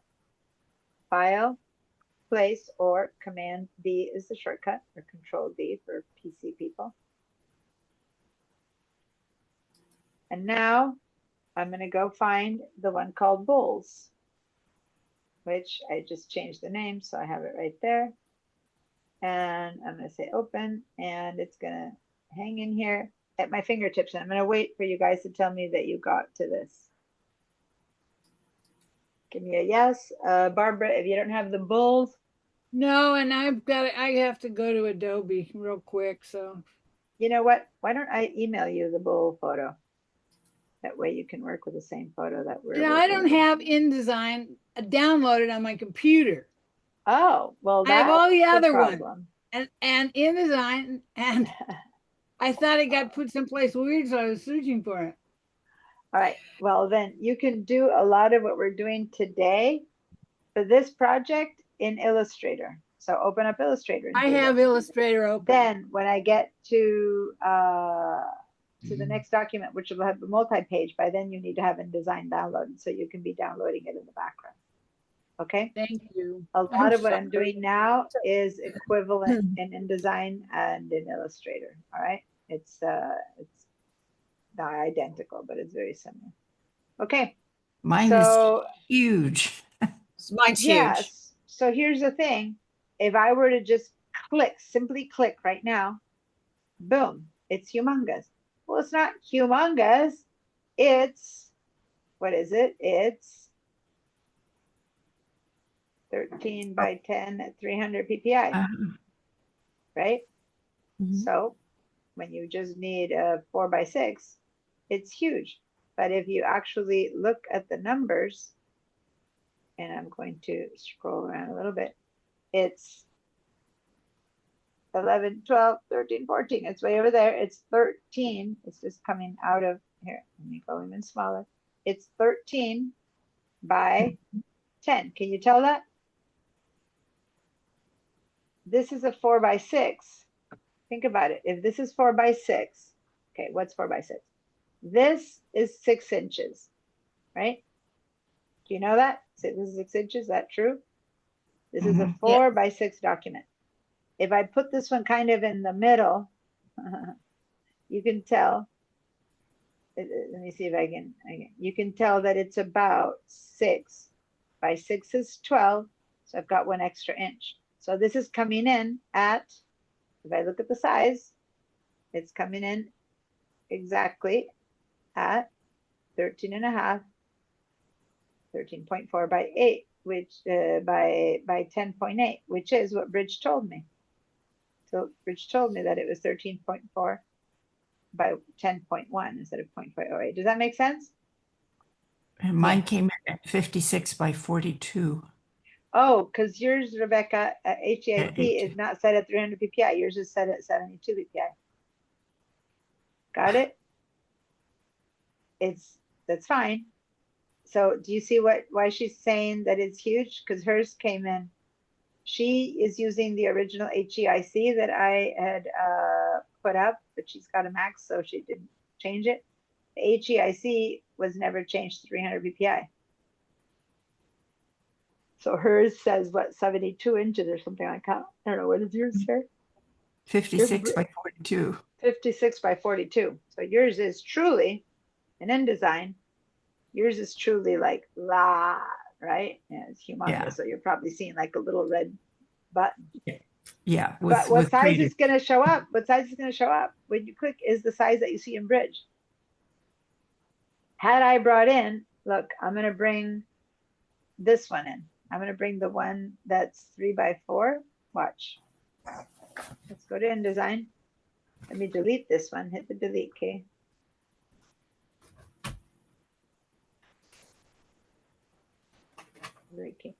I'm going to instead place the one that's a 3 by 4. I'm going to open and click, and it's coming in at 3 by 4. That's why we did all that work, to resize it to the right size. So the one that we set up as 3 by 4 is coming up. Let's see if I look at the ruler, that it is 3 by 4. Mhm. If you look at the rulers on the side, does that make sense? Is that, I don't think Barbara has it. She wasn't here the other day, but Christina, you must have the 3 by 4 somewhere, right? When I imported it, it's 13.44 by 10.08, which is exactly what it was. Exactly. Right. But do you have the one that we did the other day that we set it at image 3 by 4 by 300 PPI? We created one. If you saved it and you have it, then that one, if I bring it in, it's popping in at 3 by 4 because we right sized it. That's the size we needed. That's the size we created in Photoshop. That's what I mean by right size.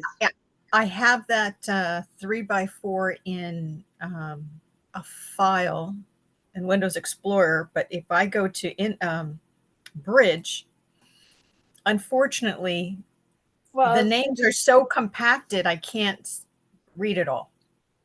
well, go to your folders. Where do you have it? Here, I do have it. I found it in Bridge.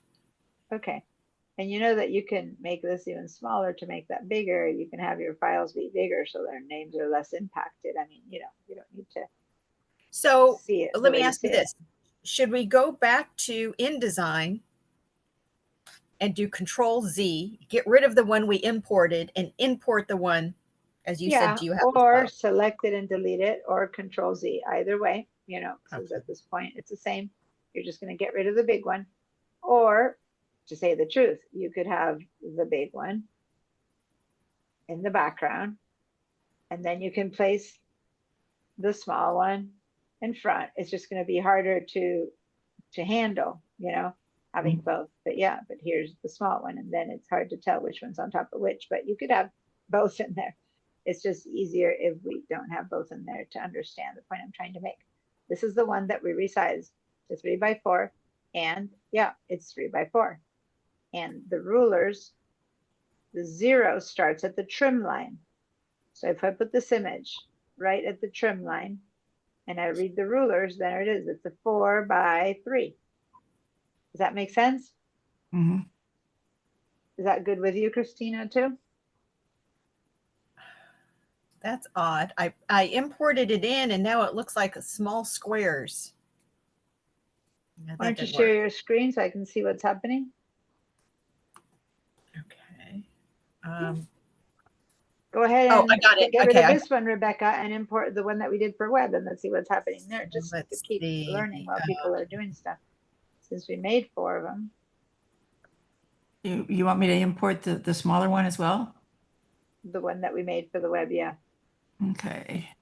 Well, we don't know if it's smaller. And I'll talk to you about that later. Just import the one you have. So, all right, Christina, You see it? this, yeah, you were saying something about it being huge. What were you saying? I finally got the correct one in. Okay, got it. Is that what And it should be? yeah, and let me just hold on. Let me just show you something. The problem is that when you named it, Uh-huh. you didn't particularly name it what we did to it, which was name it This is the 3x4. wrong one. No, This I is the mean wrong- it's the right one because I mean I don't know. Is this the right one? I If don't you think look it at the is. numbers, it might be the right one. Let me see. If Look I at go to your. bridge, If you look at your see, this is the right one. You see this 3x4? 3x4. Okay, yeah. So bring that one in. So I need to go back to InDesign. And delete this one, and then go and Oh, place. Oh, I know why, because I got it from here. This is where I got it. See this one? yeah, This is where I got it from. yeah, and then you click on it. And that didn't make sense. No, because you clicked and drag. Go ahead and say undo, and then just do it again. Place it, but this time just simply click. And maybe you just didn't do the resizing right. We'll find out. Okay. And now just click. Don't click and drag, just click. There it is. There it is. And this one, if you look at the here's your 0, here's your 4 on the ruler, right? So if you grab this one and you drag it to the white to the ends of the trims right there, it should fit right within this line. It should be 4 long. Nope, you're grabbing it. Go ahead and say Command Z. Control Z. Or Okay. Control Z. You grabbed it from the middle from that grabber. And when you did that, it moved internally. So the content moved. Do it again so you can be clear what you happened there. Move it from the here like you did before so you know what's happening. I want you to repeat the mistake first before you move it correctly. So the box, okay. So when you did that, you did it and you undid it. Go ahead and do it one more time.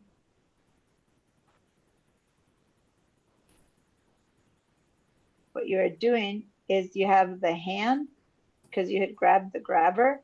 So you keep undoing it. I wanted to show you something. Don't undo it again. Can you do it one more time? And then keep it while I show you something. So I'm going to click on the left side of the mouse and I'm going to move it just over. Well, that's correct. That's what That's what you should be doing, yes. Like that. And this time you did it right. And I wanted you to put it on the trim line so that you could measure it against the ruler. Oh. So put this on the trim line. Yeah. So now you look at that go. Okay, so if you look at the ruler, see it's marking 0 Yes. and 3, right? And of course, if you look at the width and height of the dog, you see it's 3 too. But what I was trying to correct is what you had done before that was wrong, is that instead of grabbing it from this area, you grabbed it from the middle. So I want you to do that again so that you're clear what happened. Go grab it from the middle. Put your mouse in the middle of this image, which is where you there. And now click and drag, which is what you tried to do at first. And what's happening, keep dragging a bit more so that you can see it. And what's happening is, yeah, you left This is the maybe. frame there and you're moving just the content. Does that make sense? So you're cutting Yes. some stuff out. That's the first time you tried to move it.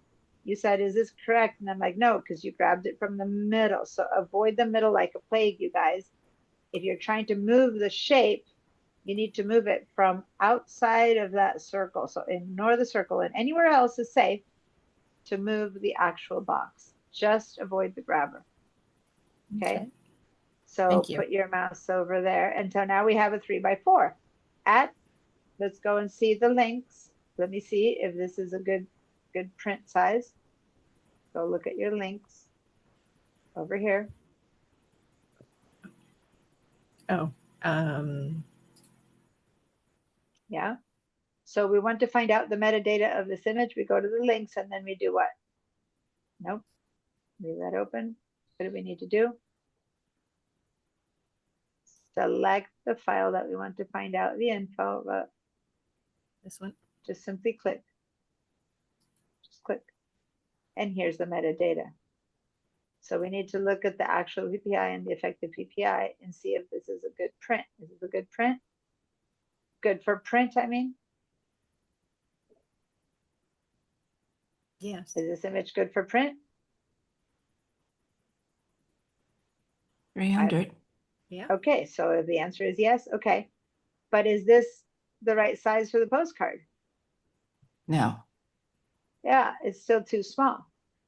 So if we stretch this one to fit the postcard, our effective PPI might be too small, right? Correct. Yes, Rebecca? Well, I've messed up somewhere with my own when you were, so I Okay, can't so do when both I'm at the same I got time. it. Sometimes it's hard when I'm trying to teach and you're working. So yeah, I'm trying Yeah, to teach. I I should say, pay attention, guys. I'm teaching because many times when people are sharing, now and then I'm fixing a mess of theirs, but a lot of times I'm trying to teach. So I need to Yeah. make space for you guys to work. I got it. But since I had already entered yours, I thought you were sitting there watching. I can't tell because I don't see your hands. So I'm sorry. So my point is this one is fine for a print if I want it to be 3x4. And if I want my postcard to have a lot of white space around it, it might be good for a 3x4, but not if I want it to be full bleed. Does that make sense? Yes. Mhm. Because it's already at 300. If I make this one any bigger, my Then effective the PPI is will going to get go down. less. So I'm Okay. going to stop your share now and I'm going to share mine and show you what I mean. But basically, I'm going to do that. I'm going to go to my InDesign. I'm going to place my 3x4. I'm going to put it in here so that we can measure that, yep, it's the 3x4 one. And if I were to make a design where this photo is in the middle, and remember, I'm going to hit the W so I don't see the lines. And it's like, yeah, if that's my design where the postcard has a lot of white space, that could work. You know, there's postcards like that or greeting cards like that. But if I wanted this to be full bleed, I would have to put it at the edge of the bleed outside of the trim line. See that? Mhm. And now I'm going to grab the bottom corner and I'm going to hold the Option Command and I'm going to looking at the hold on Okay, I want you to look at the effective PPI.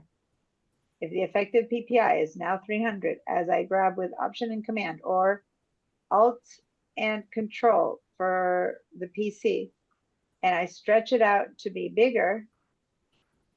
Oh, maybe I went too big. And I put it in here, and maybe I need it even bigger to fit. Then my effective PPI is down to 171 by 197. You see that? Mm-hmm. So that's no good, right? Well, let me actually place it to where it's going to be. So I can't start with this one. So I need So- to get rid of this one and start with the bigger one. Does that make sense, you guys? Mm-hmm. All good, Christina? Do you see what happened if I stretched it out? Did that work for you? Did you stretch it out too? I didn't stretch it out, but I did see that the Okay, PPI well did then- okay, decrease Got when it, but you go ahead and when you stretch it out stretch- because it's important to learn to stretch it out. So go ahead and do that. okay, Stretch it Control out. Alt. Whoa, oh God, did I lose you guys? No, we're here. Oh, okay. I lost I hit my computer just signed out. Okay. So go ahead and hold down Control and Alt, grab the corner and stretch it. And visually it looks good. It's like, oh great, I filled my space. But you got to pay attention to what happened here. And that's a no-go, right? Effective PPI 160, 178, whatever you ended up at, right? You guys? It keeps making a copy of it when I press Control Alt. Yeah, that's what Okay, happened. so then maybe, so what's the shortcut for the PC? Let me see.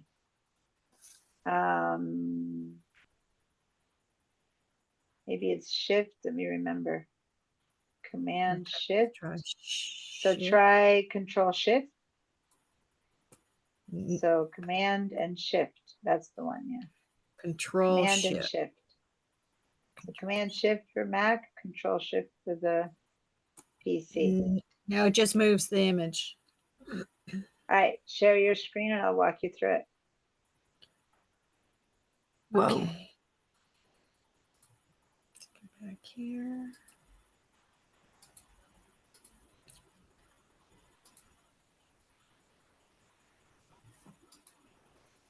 Okay, so now let's grab the corner.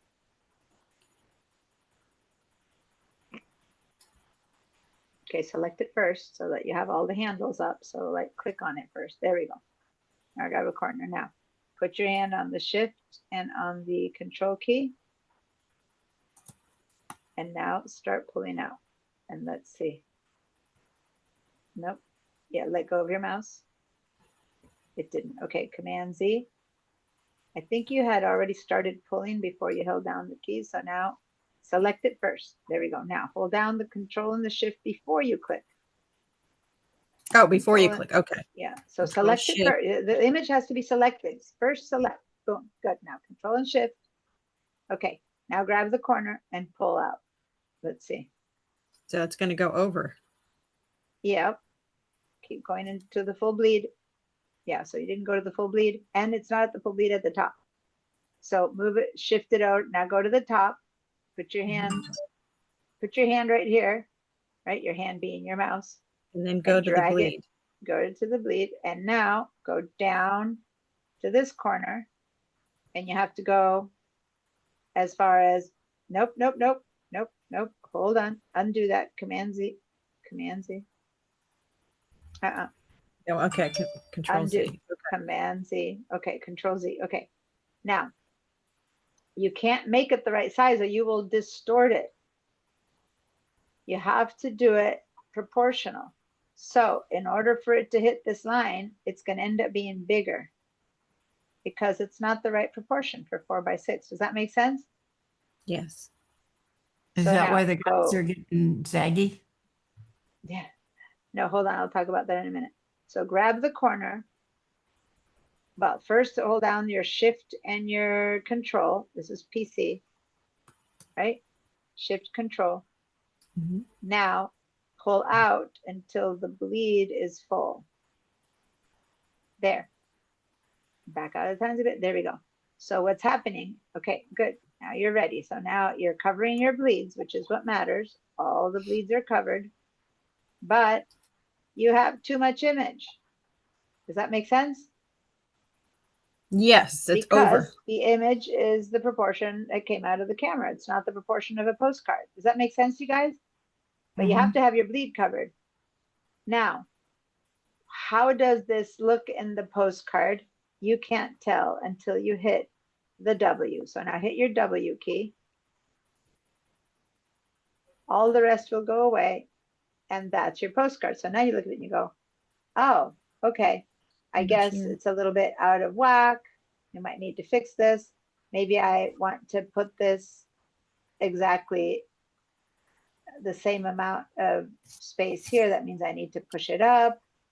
Oops. Go ahead and Oh, get rid sorry. of that. No, that's fine. Maybe you want to put this in the middle. So then you push it there and you go, I don't have enough red in the middle. Maybe you basically at this point have to decide if you want this whole image to go further up or further down. So now you need to look at this and go, well, if I'm going to write something in this postcard, am I going to want to write it here? I'm going to want to write it here. Am I going to want to write it here? So depending on that, you're going to move the image around inside of this frame because you have a little bit of leeway, right? Does that make sense, you guys? But none of this makes sense to do yet because if we go down to our links that you just closed, go ahead and open your links again. Links. Oh, Links okay. panel. It's like none of this makes sense because you basically can't use this image. So you have to look at that you make it to the right-ish size, and then you look at this and you go, ugh, that's not going to work. Does that make sense? Why it's not going to work, you guys? It's nowhere near 300. So we got to get So rid of this one. the effective PPI is the most important Yeah, versus the because actual. the image for us was already set up at actual 300, but the same image for Rebecca came in at 72. That doesn't really matter as long as the effective PPI that you get, once you get the shape to the size where you want it, that has to be near 300 or more, but not less.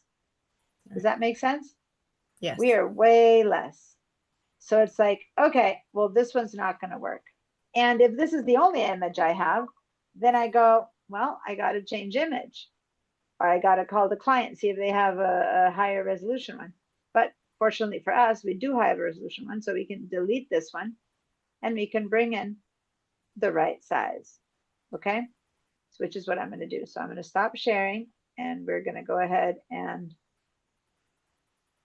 So I should delete this. I'm just demoing it. So since this doesn't work, right, we're going to just select it and delete it. Boom. And we're going to try again, but this time we're going to place the one that I called bolds, which is the big one. But don't drop it yet, Rebecca. Okay, because when we open this one, sorry. I'm way back. It's okay, so then I should help you. Hold on, what's wrong? Before we continue, I didn't know you were behind. So how can I help you?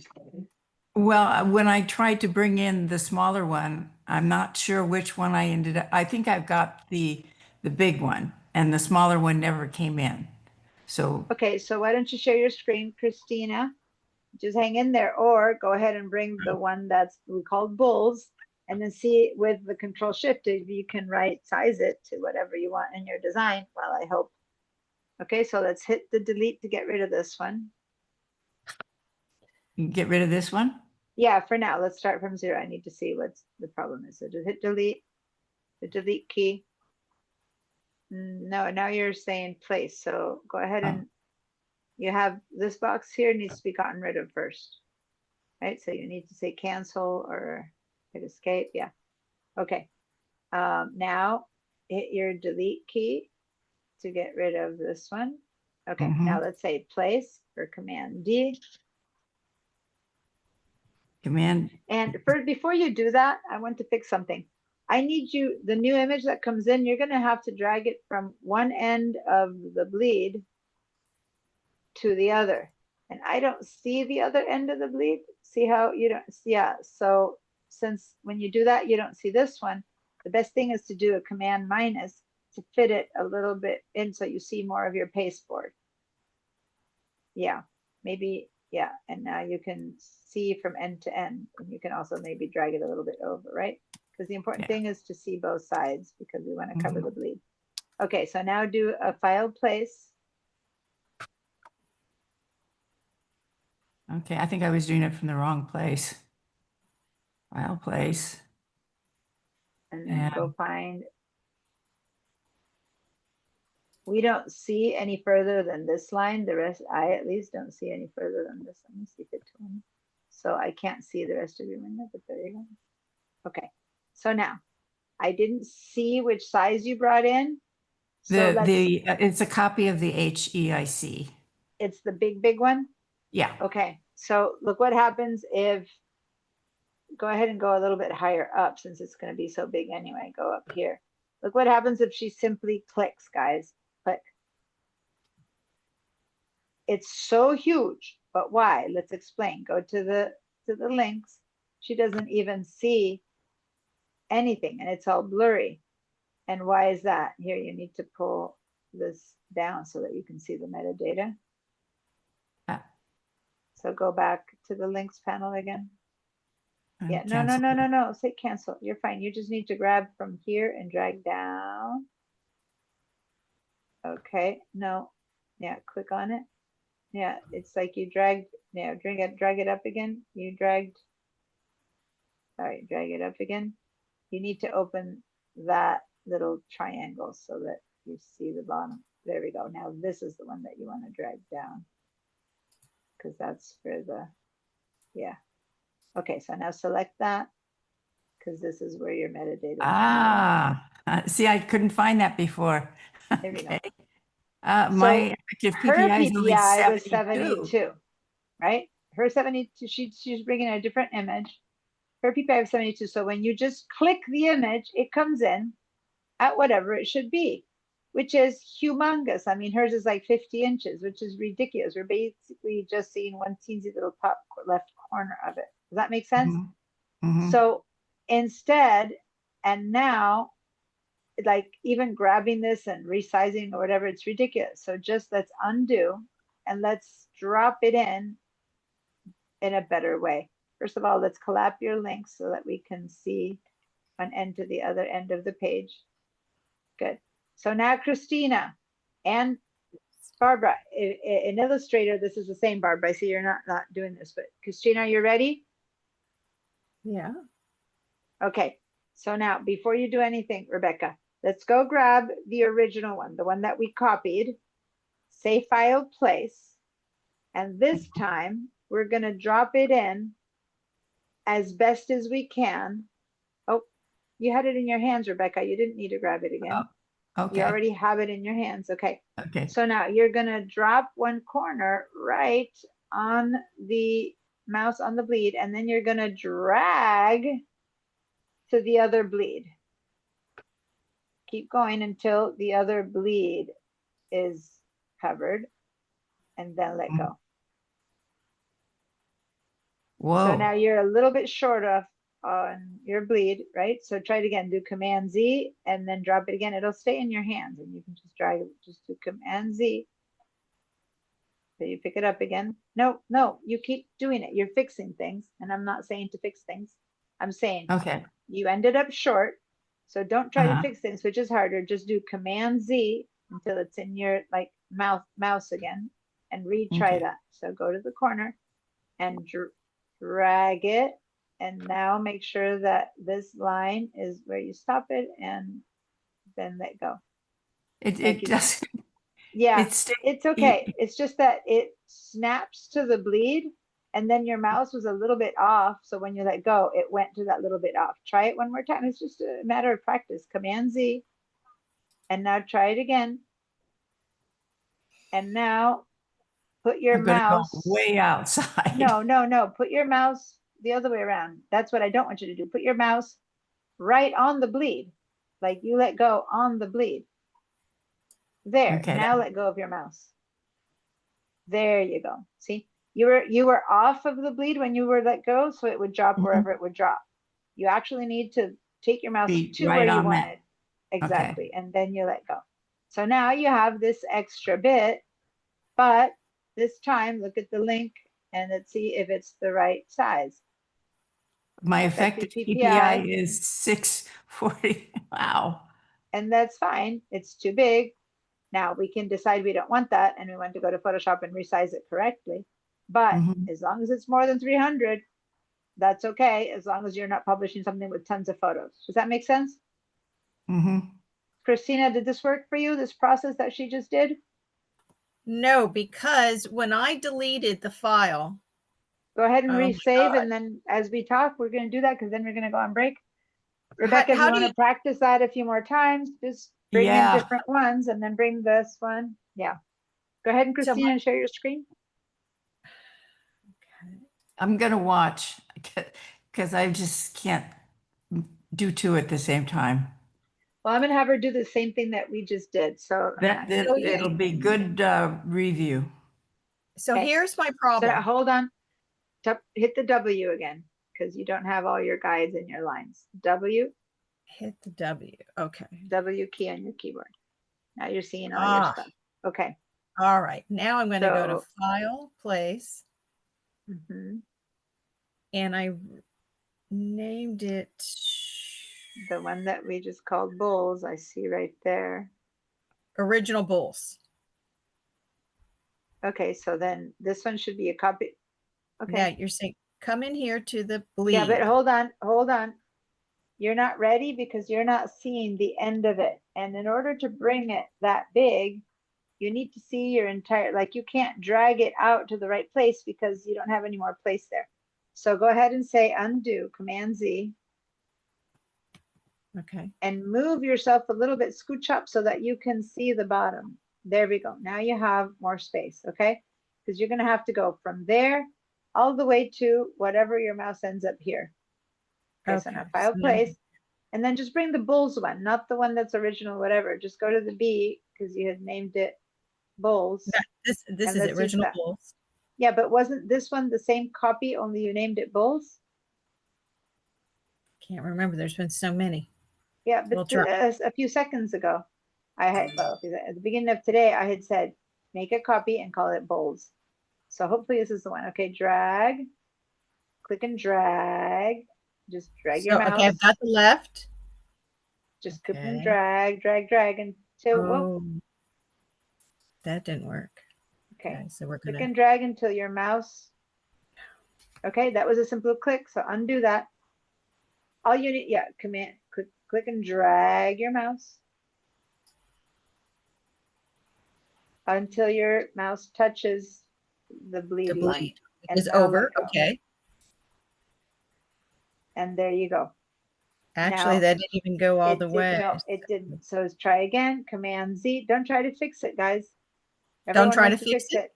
Okay. Command Z, and now you're gonna have to Command Z a few times because it goes back to your hand, right? So you just replace it, and now don't move your mouse. Like put your mouse here. Touch the area you want it to go to. Right. Okay. Yeah, the Your same mouse issue I there. was having. Here we go. There. There. Yeah, it wants to snap back and forth, and you need to just put your mouse in the tip of your arrow right where you need it to be, and then it'll work. Okay, so try that again. Command Z and do that one more time. So that's all I wanted you to do again, Rebecca. Try that again. Like go, Yeah. just place and drag. And you too, Christina, you did it one time, right? That's not enough. Undo and do it again. No, I mean it. This is the kind of stuff that makes a difference. Just then you come comfortable with it. You can understand how to place it. So I need click to and do it drag. about 5 or 6 times. Yeah, and then you go, oh, okay, that's how. So now put your mouse right on the line you want it to go to. Perfect. Now let go. See how it works now? It's not magic. It's not a Yes. maybe. As long as your mouth is where it needs to go, it will fit, right? But this is over on the bottom. Now, that's because the image isn't the right proportion. Does Correct. that make sense? Yes. If it's not the right proportion, then what's going to happen, and now hit the W, Now hit the W, not Control W, but just the W. just the W. And it's showing you that that's the trim size. Okay, that's the trim size, and this is extra. And in fact, all the bleed is extra. Does that make sense, you guys? Mm-hmm. Now hit the W again. And if you select the red thing that you just had it selected, go ahead and select the red box. With your Select the mouse, red, click it. Yeah, select it. So that you have the handles. Now hit the W. And you can see, because the box is selected, how much bigger. On 3 sides, it's good. It's just the bleed size. But on the bottom, it's got all that extra. Does that make sense? Mm-hmm. yes. If it were exactly the right proportion, it would finish right there. But it's not, so you have extra. Which means that now you might have some leeway. And now I'm gonna, okay, so I'm gonna share my screen now. Hit the W again so that you're not left in this mode. The W again, so you're back to seeing the whole thing. Now I'm gonna share my screen, and I'm aware that I've just gone past the break time, but I want to finish this. So now I'm going to do that. So what I like to do, since I know that I'm going to start it right at that bleed line, I don't need to leave extra space there, but I don't know if it's going to go longer or shorter. If I don't know the proportion of this postcard, maybe the bleed would have been fine there and it would have been longer, right? Or maybe it would have been fine here and it would have been short like this one. So I don't know that. So I put my image kind of in this corner because I know I'm going to start it there, and I leave enough space on both sides that we'll see if the photo goes one way or the other. So when I go bring it in, I'll click right there. So I don't need any more space than that. And then I'm going to drag it. And I don't know, what if it had ended up that I needed it there or something like that. So now when I go to the exact spot that I need, which is there, and I let go, then I go, oh, it's too tall versus it's too wide. Right? And other images, I don't know. Let me see if I go and let me go bring other images that we might have in this document. Whatever I bring this one in, I don't know. I'm going to grab and drag it. And when I bring it all the way to there, oh, again, it's a vertical one. Okay, so it's too big, but look at how much bigger, right? If I had tried to bring it in to make it fit the bleed at the bottom, then it wouldn't be the right proportion. To see how it bleed, and then it stops there. Does that make sense? What's happening? Uh-huh. I'm gonna keep trying. I'm gonna keep bringing different ones of all the photos that we have here. How about this one? Okay. Oh, I didn't get rid of the other one. Okay, command place. How about I bring this one? And I click and drag, and if I have it touch this bleed, again, it's a vertical one, so a lot of image is extra. If I don't do that and I just have it finish at this bottom bleed, then I don't have enough photo. So maybe this needs to be a vertical postcard. Does that make sense? Mm-hmm. You go as far as the photo allows you to. How about this image? So that way everything's proportionate, like you showed Yes. with the gentleman's face. So this one, for example, and that if I drop it when I'm touching bleed, then I don't have enough photo, which is what would have happened to the Bulls postcard, because this is the proportion from the camera. So instead, hi, Kristen. Thanks for joining us. We're actually almost going to go on break. And so I need to extend it. And this is that proportion of the bull. I have too much. Does that make sense, you guys? Mhm. The floor, if I do the W, is going to be cut out. The floor of this building is going to be cut out. So maybe I move it up so that the bleed is correct in the bottom. And now the ceiling of this is going to be cut out. Does that make sense? So what am I doing here? I'm hitting the W. Why does a W help? Because I'm seeing what I'm going to see in my hands. This is the trim.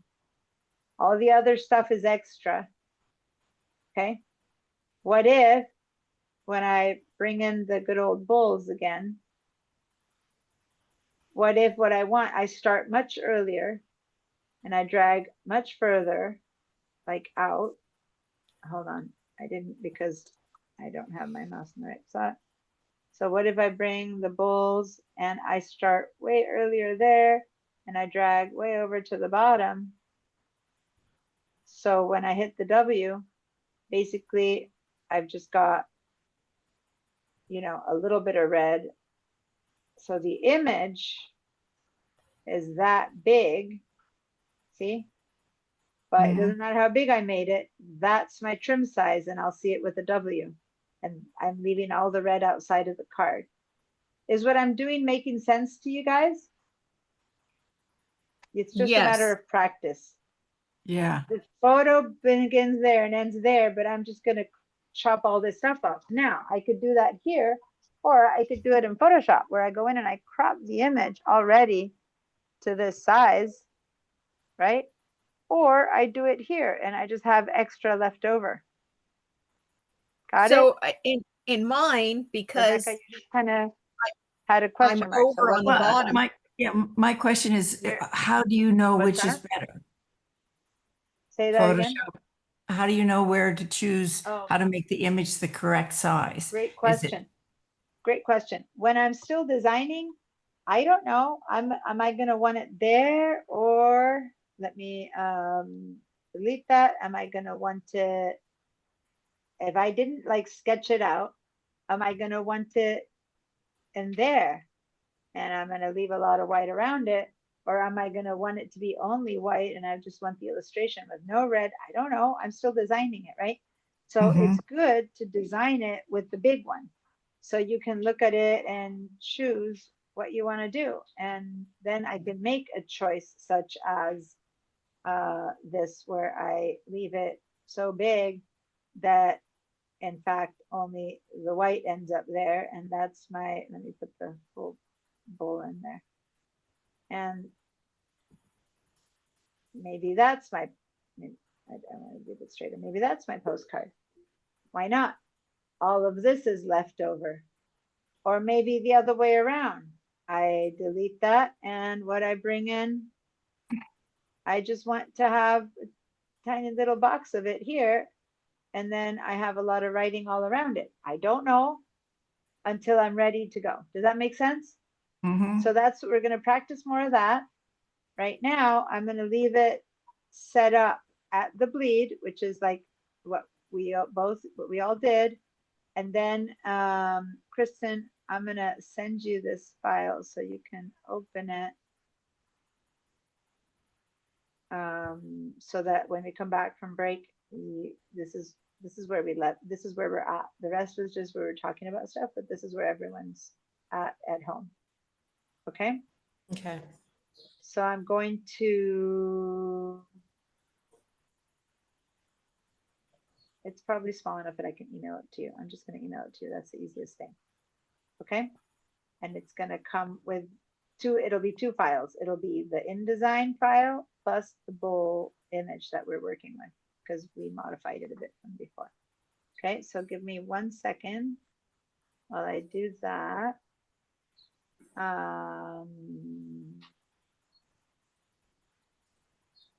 Over here, mail, and I'm going to compose to Kristen, to the pipeline or to, well, I can send it to both. Okay.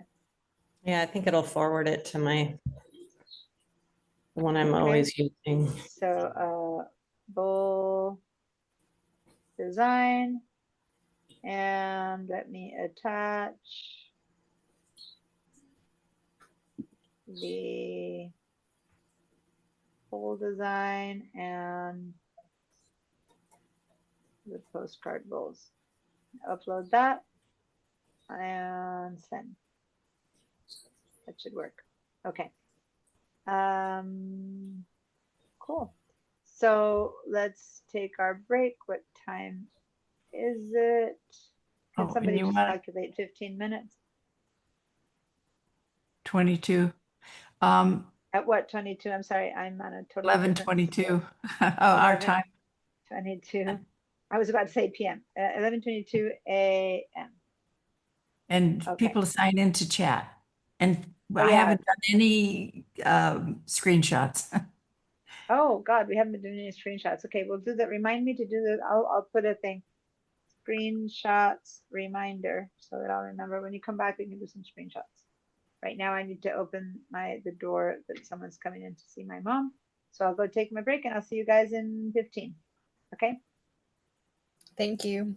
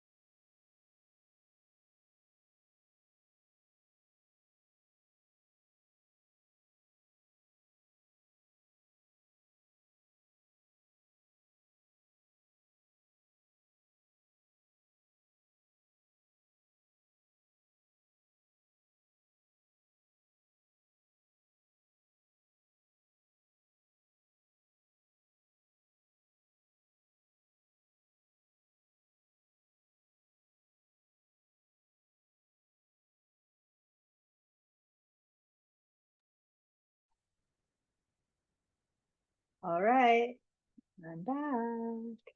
If you're back, let me know. Either turn on your cameras or give me a yes. And yes. Good reminder on the chat to take some screenshots and post them. So let me get the.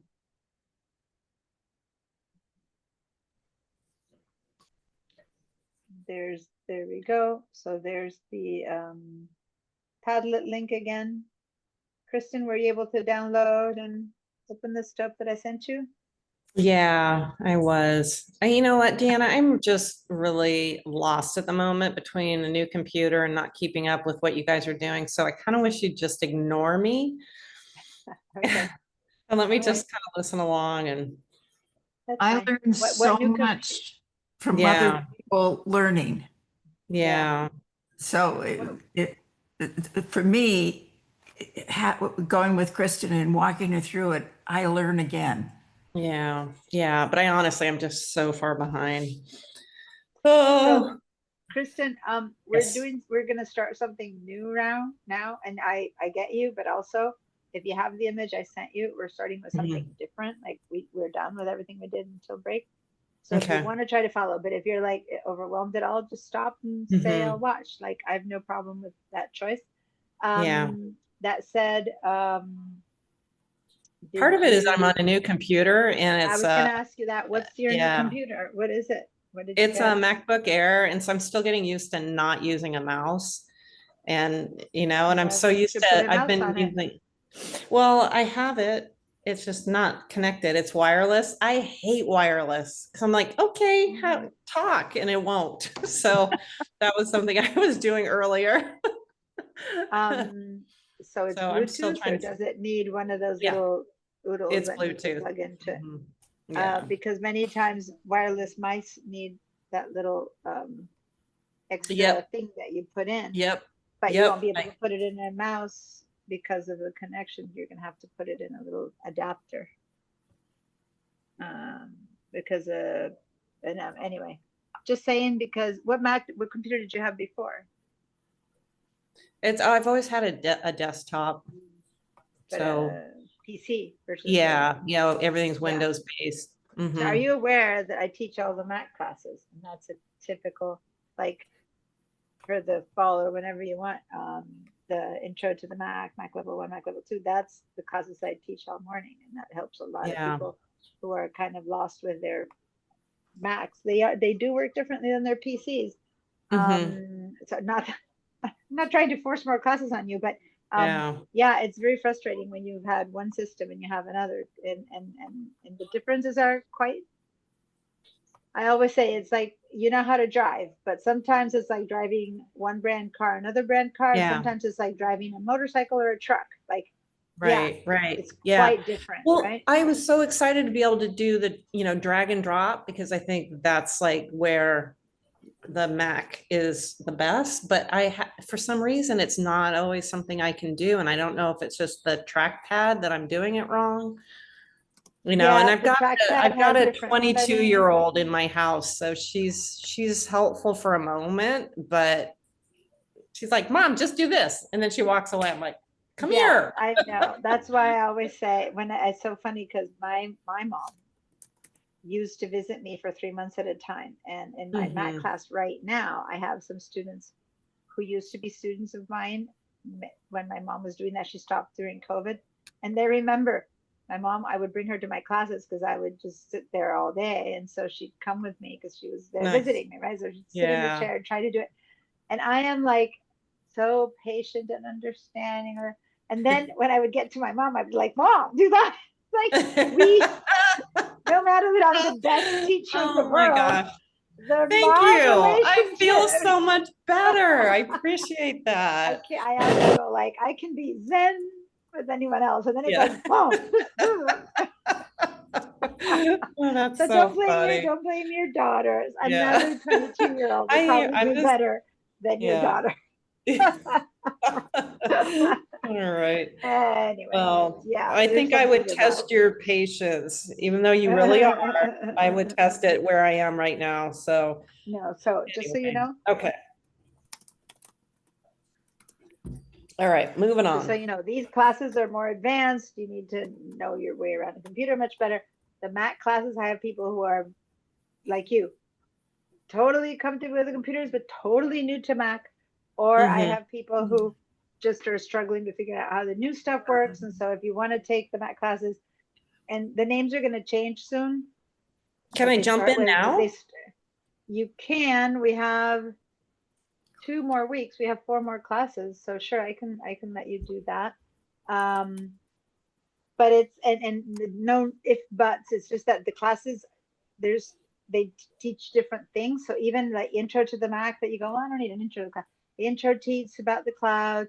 The Mac level 1 teaches file management. Mac level 2, which is where we are right now, teaches. I teach all the apps and all the stuff that comes with it. And do you have an iPhone too? iPad and stuff like that. So it's Yeah. a 3-week class, twice a week, and we already did week 1. So now we have 2 more. No, Ooh, that we sounds only great. did no. Tuesday was the first one, so Thursday would be the second one. So you're basically at day 2 of a 6 class. So if you want to join us, I think the CRN is 80514. Let me check. Don't say it. Don't say it. Um, I don't have my pen. I'll put it in the chat here. It's Okay. 80514, Mac level 2. But here the issue is that it's full. So, which doesn't mean much because not everyone comes, but I need to send you. So send me an email. I need to send you a signed registration form allowing you to add even though the class is full. And then you can fill out that info. It's 80514, Mac level 2. And then remind me and I'll send you the link because the next class is tomorrow.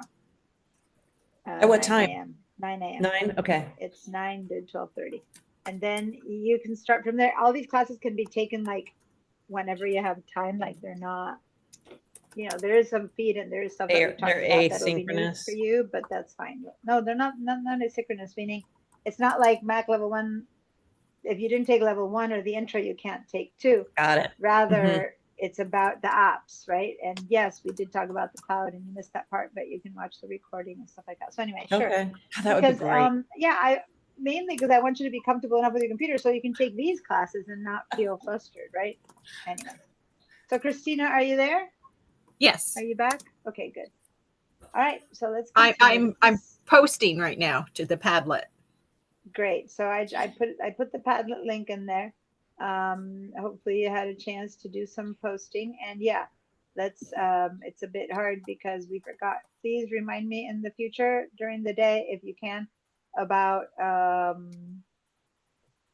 the fact that I wasn't posting because I tend to do that. I then forget.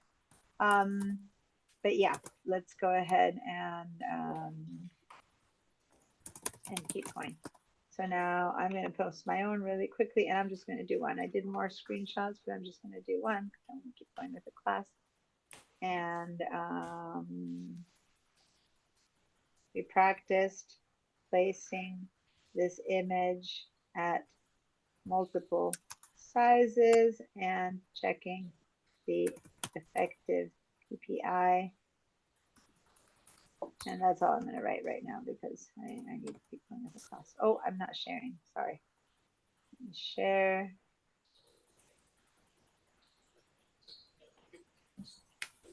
Okay.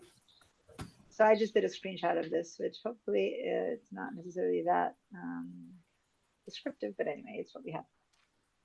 Okay. But actually, Kristen, did you open Yes. this and are you kind of here? So to say? Maybe. The reason I want to know is because because you guys, I want you all to listen to this. This I'm telling Kristen, but Christina and Rebecca, this is important. I sent her my exact file, but my exact file is 2 files. It's the InDesign and the bold because these are linked, okay, not embedded. So see here, it says linked file. Mhm. When I go to my links window here, it shows me, if I hover with my mouse over this, it tells me that document is in my users, teacher, do not remove, summer, recycling needs, bowls. You see that? That little box that appears when I point there, that is pointing to where that file is stored. And these two are now linked, but they are two separate files. Does that make sense? Yes. Now, there's another way of bringing things in, which 1% of the times that we design something we do, which is to embed the file. So then it is stuck in here and it is not linked anymore. There's so few times whenever that is necessary that I'm not going to bother going that way. I'm just telling you, this is two files. So the email that I sent Kristen, I sent her two files, the InDesign and the JPEG. Does that make sense? You guys understand that? Now, the problem is that if Kristen goes to her links, and if you don't see the links, go to Window and open up the links, Kristen. Well, she got my file. And in her case, when she opens it, the link is still looking for the document to be in users, SPCC teachers, and she's not in that computer. So in her case, she has a big warning sign here saying, whoa, I didn't mean to do what I just did. Let me, in her case, and that's why if you can perchance share your screen, if you're ready for that, I want to show you guys what happens when you get a file that's wrong. So do you remember how to share? Do you want to share your screen for a second, Kristen? Oh, hold on. I was still, go ahead and okay, now you can go. I was still sharing, so you can't share with me. Okay, do it again. Start from 0 again. So her file is looking for the bulbs in my computer because I sent her my file.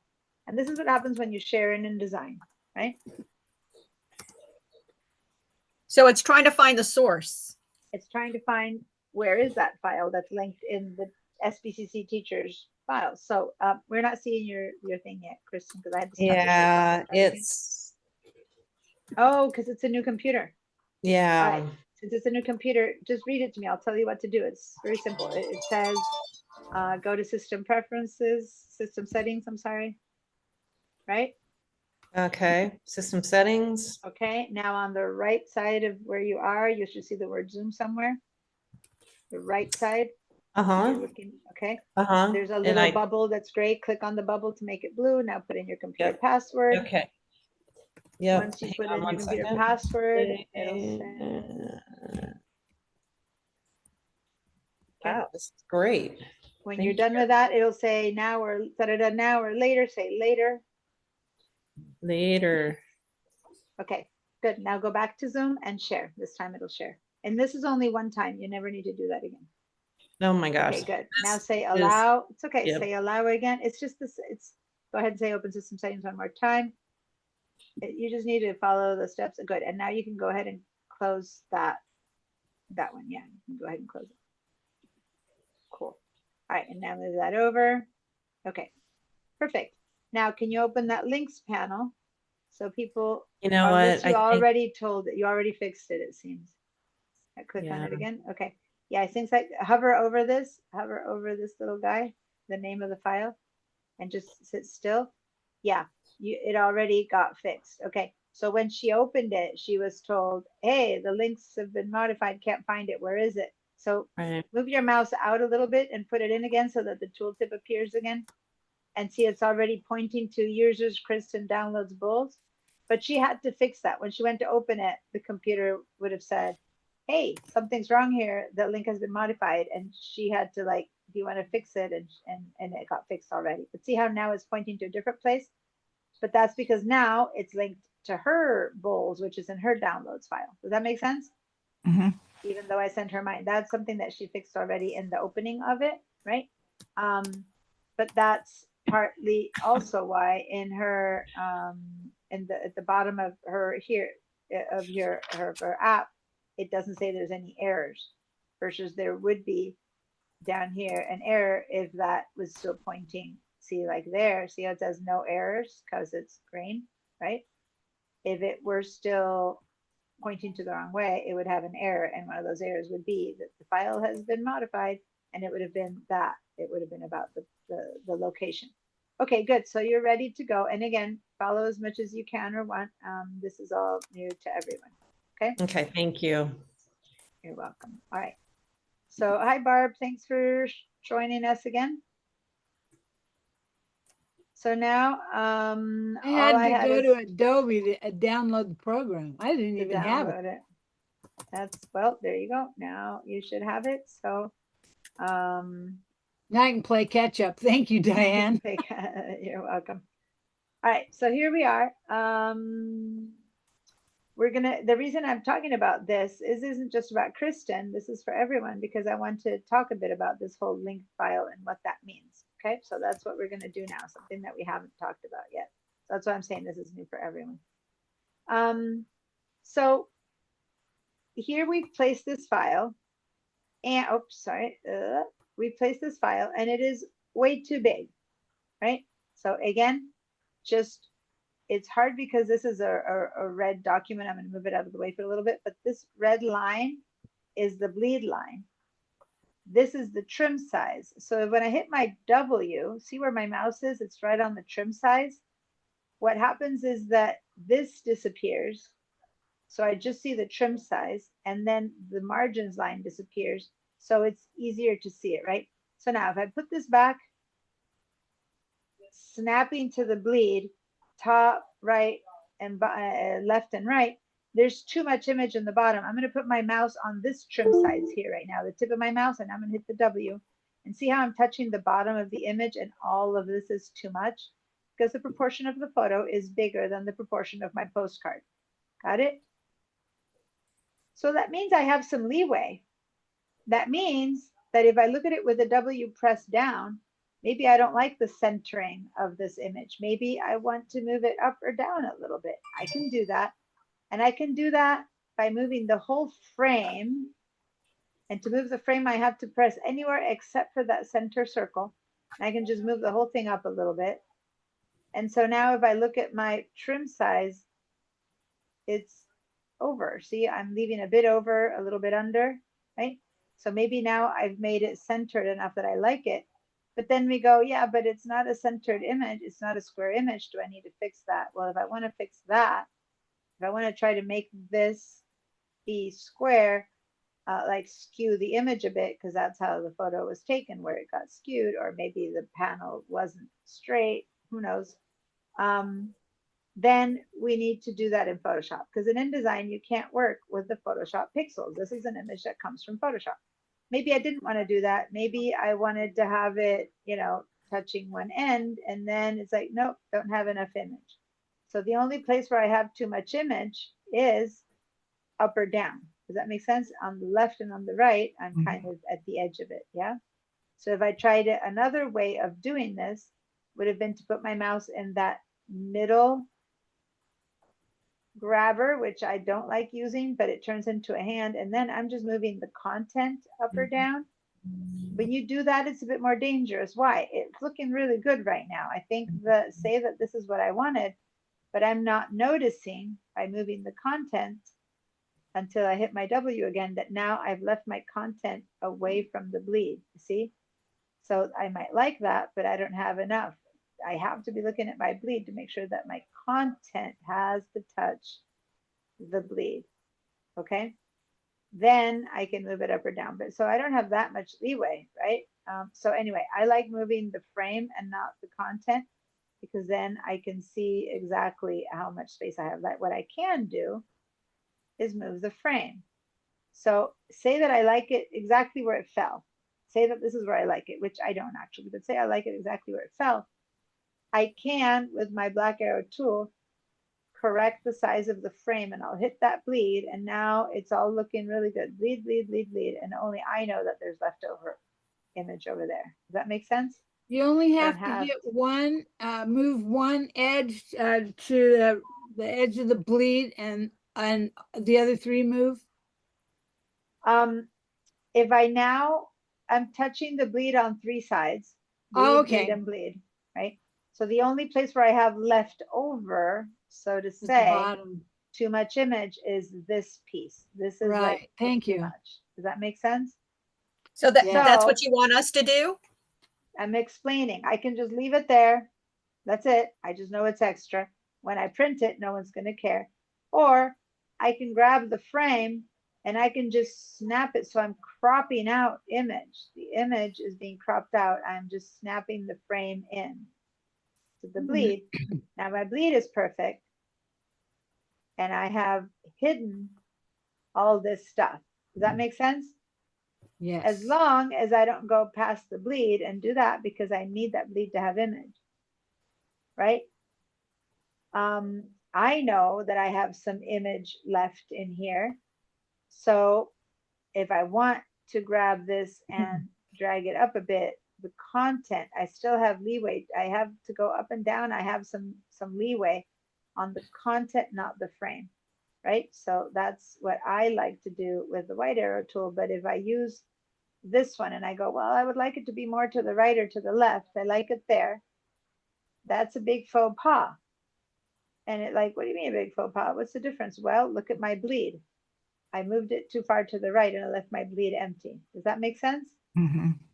I can't do that. I can't move this around without looking at my bleed. I have to be looking at my bleed to make sure that at no point am I raising it too high that I'm suddenly, there we go. Now my bleed has been left without red.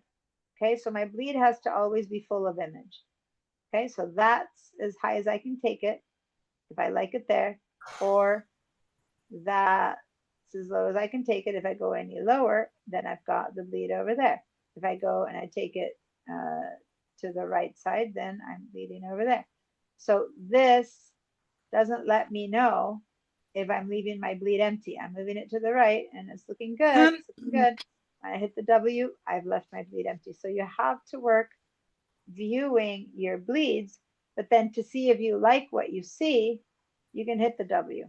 Okay, so just the W key.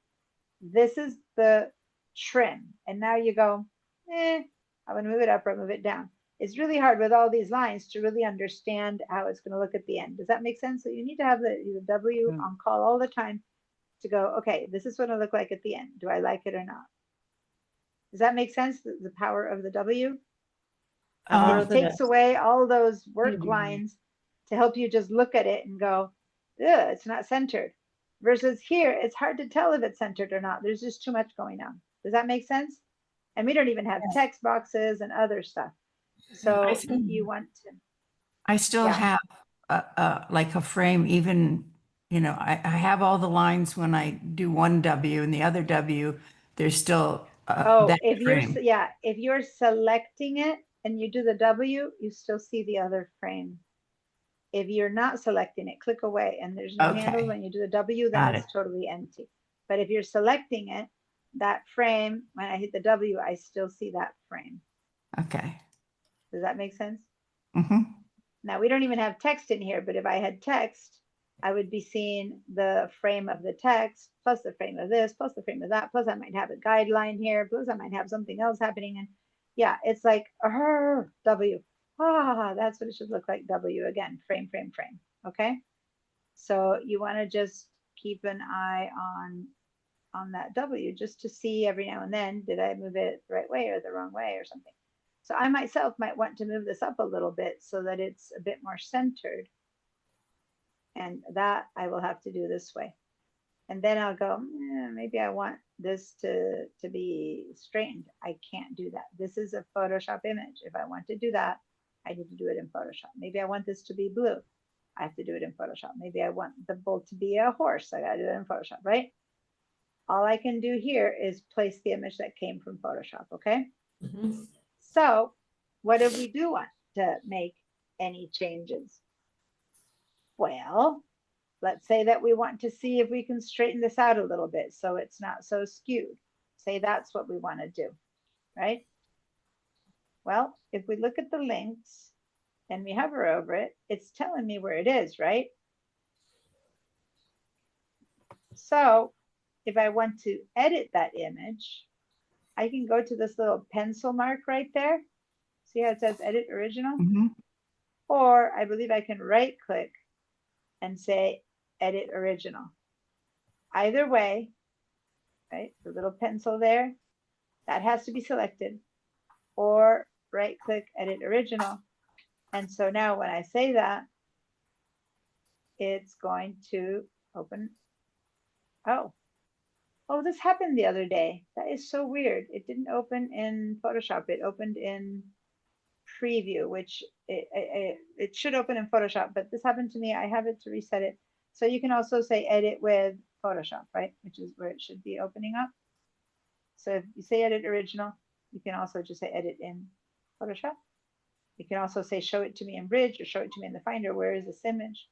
So I'm going to say edit with Photoshop. And here we go. Because you don't want to go and open, because you're not aware, Kristen or maybe Barbara, because you didn't do them, but we have many versions of this bowl that we've been working with since last week. So in case we don't remember which one it is, now for sure that one that we just opened up is this one.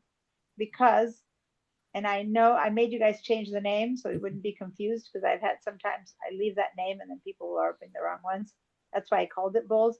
But mostly you don't. You keep the name it has, right?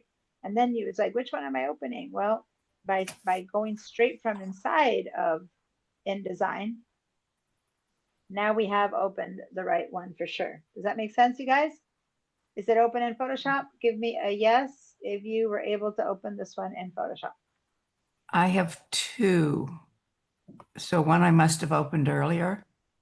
Yeah, maybe before when you were playing around. So Yeah. close both, because you don't know maybe which is the right one. And then Well, go back. they have the Close- same kind of info. This one Well, just says just close them two. both in Photoshop. Go to InDesign and say again, open with Photoshop, and then the right one will be the one that opens. You don't want to modify the wrong one. You want to modify only the one that's linked.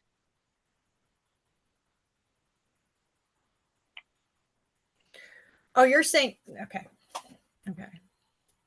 So from InDesign, I don't want any other. I want this one. The bowls. I right click and I say open it in Photoshop, right?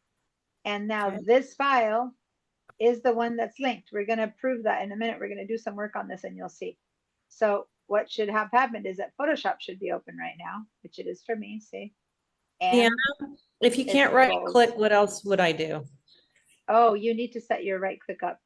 Go to your Yeah. system preferences. Oh, I know, yeah, it's I'm New- sorry. new Mac. It's okay. Go ahead and go Okay. to your system preferences. Let me Uh-huh. open mine and I'll share with you what you need to do.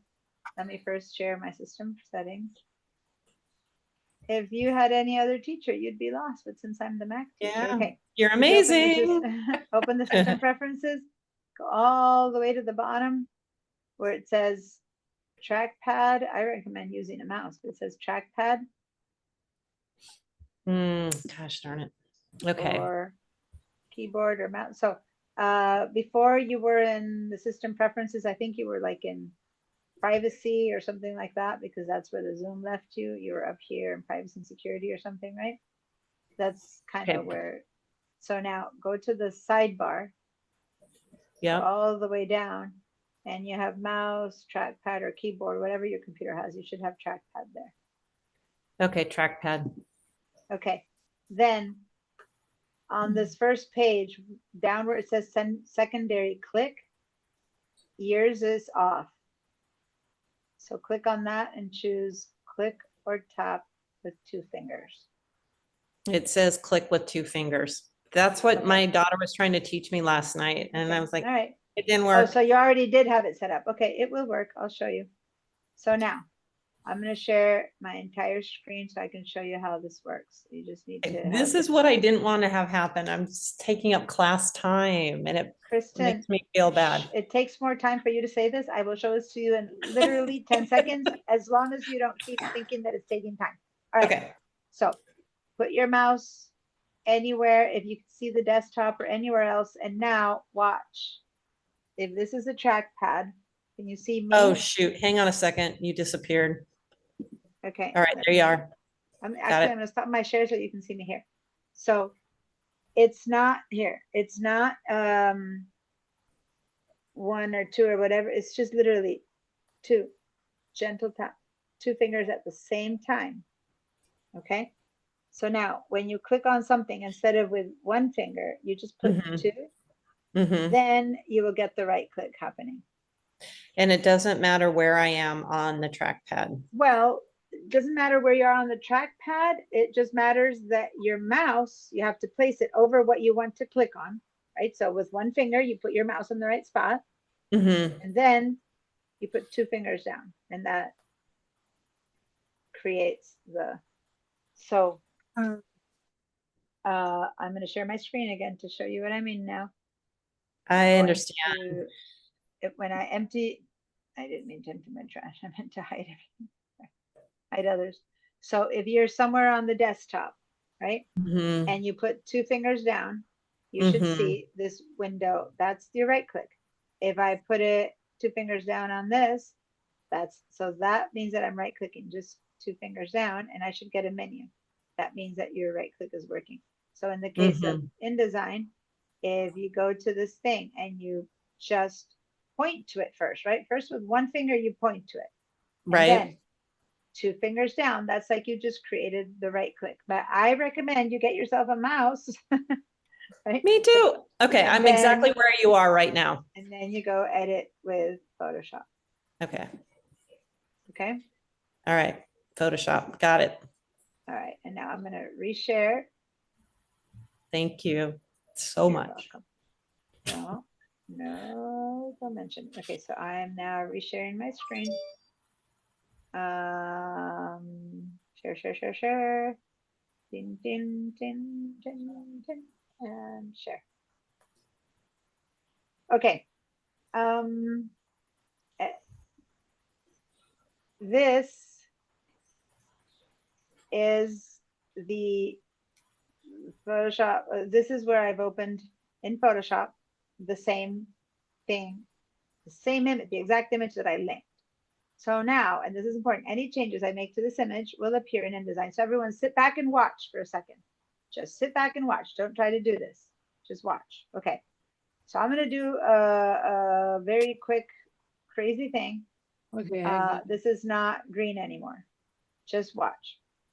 I just told you that if I change something here, I go to InDesign, it'll be changed. So let me see. Let me go to InDesign and hold on because I don't think I have the InDesign shared.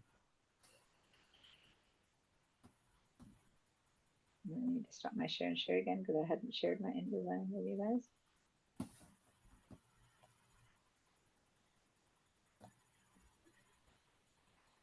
Okay, that's InDesign. So I just told you that it was going to change, but I still looks red to me. Mm-hmm. I go back to Photoshop. One thing is missing. I need to save it. So now I'm going to save it. Command or Control S or File Save. Oh, okay. That's true. Long story. We'll work on that later. But I'm going to save it as a JPEG, which we shouldn't, but that's okay. I keep forgetting that this example has to be done with a oh. Here. So Diana, does one second. can you Can I finish the whole explanation before you ask me questions? Because I messed up a little bit on my demo, so wait, it might be confusing. I made a mistake in that I'm doing this with a layered file. I'll just give me a second. I'll walk you through the whole thing correctly in a second, but I just flattened my image. So now I can save it. Okay. So I'll save it. Command and Control S, go ahead and save it. I said, okay. I go to InDesign and look, Mm-hmm. it's green. Okay.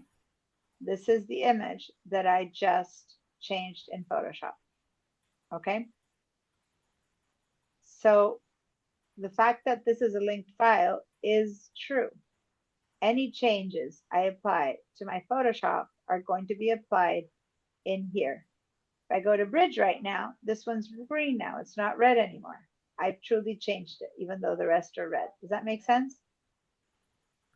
Now I'm going to go back to Photoshop and I'm going to undo that for a second and be back to where you guys are. Okay, so what's your question, Christina? could you have done a save as versus just a save? that's why first I wanted to explain what was happening.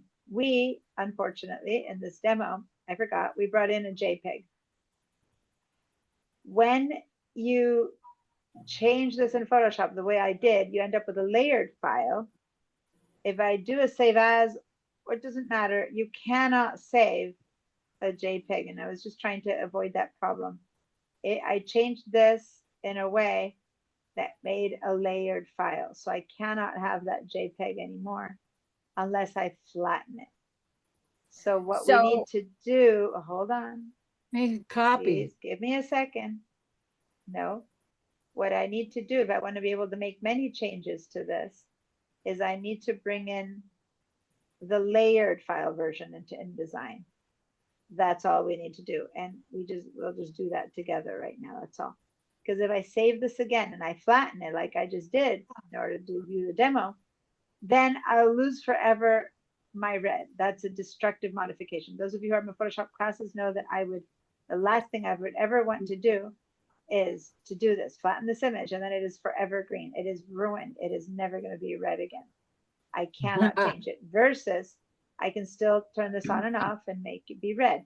So I want this to remain layered so that I can then go, oh, I don't like red. Maybe I want it to be blue or yellow or whatever other changes. We're going to work on the straightening it, right? So I can't do that unless I leave it as a layered file. So what's up is that in InDesign, instead of bringing in the Photoshop version, oh, I have to stop my share. The others don't want to. Instead of bringing in my flat version, I need to bring in my layered version. So anyway, I'm going to show you how to do this. It's all be in Photoshop now, and we're going to do this together. I'm going to reshare my screen. Give me a sec. But I have another question. When you were showing us your image, under layers on the right hand side, I only saw background layer. I didn't see the other layer. Okay. But sometimes you we're show gonna the do other it. layer. We're gonna do it together. We're gonna do it together. Okay. No, I'm just trying to figure out how did you Because get the other one? I did a do and undo, and I'm gonna do it with you right now. So now you'll see exactly what I did. That's what I'm saying. I'm about to walk you. When I do a demo first so people see what's happening, now I backed out and now we're going to do it together. But I first wanted to get you guys to understand that anything I do to this image is going to happen to this image in InDesign. So it was just a demo. Now let's change the color of this background image. And we're going to do it by going down to this little tiny circle that it's like all these little icons at the bottom of the layers. Click on that and click on the word hue saturation. Hue saturation. Okay. When I open that, I'm going to have a hue saturation layer. This is the layer that will allow me to now look at what's underneath and change the color. So I'm going to go over here to this slider. I'm going to click on the red. I want the red to become a different color. So I'm going to select the red and I'm going to now slide this around until it becomes a different color, whichever color I want it to be. I don't care. You guys choose. Okay. I'm going to go. And I know that it makes no sense because the Pamplona Bull Run should be red. But right now I'm just teaching you InDesign. I'm not trying to make sense of things. Okay. So I'm going to go for a very different, don't go for like an off red. Go for something so different that you're very clear that we've made a big change. Okay. Once you've managed to do that, give me a yes. And a screenshot. Oh, do a screenshot. Thank you, Rebecca. Let's do a screenshot right now where you have the properties and the hue flipped over and the two layers. So great. Thank you, thank you, thank you. We need to fill up that Padlet. Layer.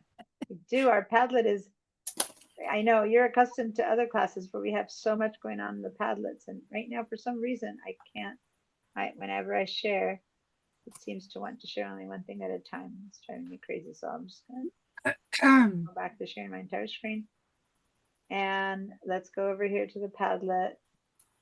and Diana, especially there's so few of us, right? And it's like, so I modified the linked file by right clicking in InDesign's link panel and choosing edit with Photoshop.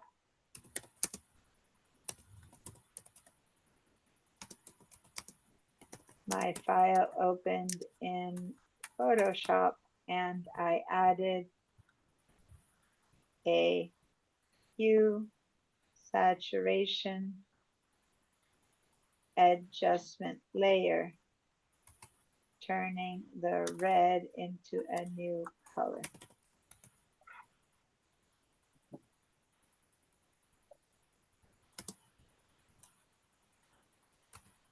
All right.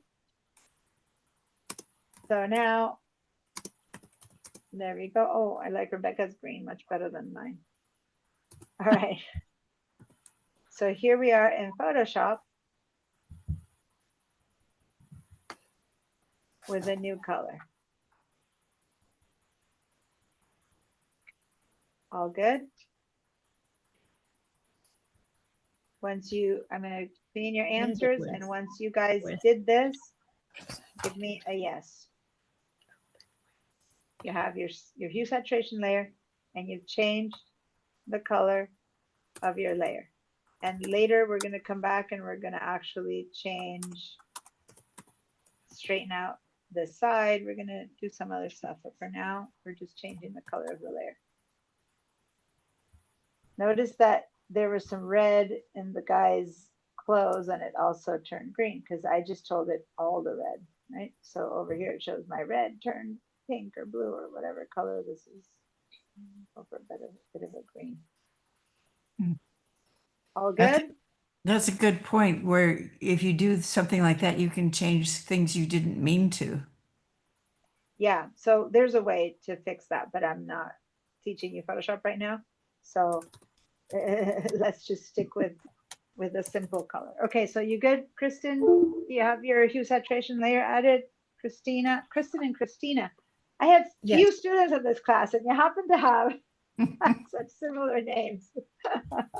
There's like 4 of you guys and 2 of you guys are Kristen and Christina. Yeah, I'm writing my instructions right now. All right, Kristen, beyond whether you did the Padlet, did you do this piece, create your hue saturation in Photoshop?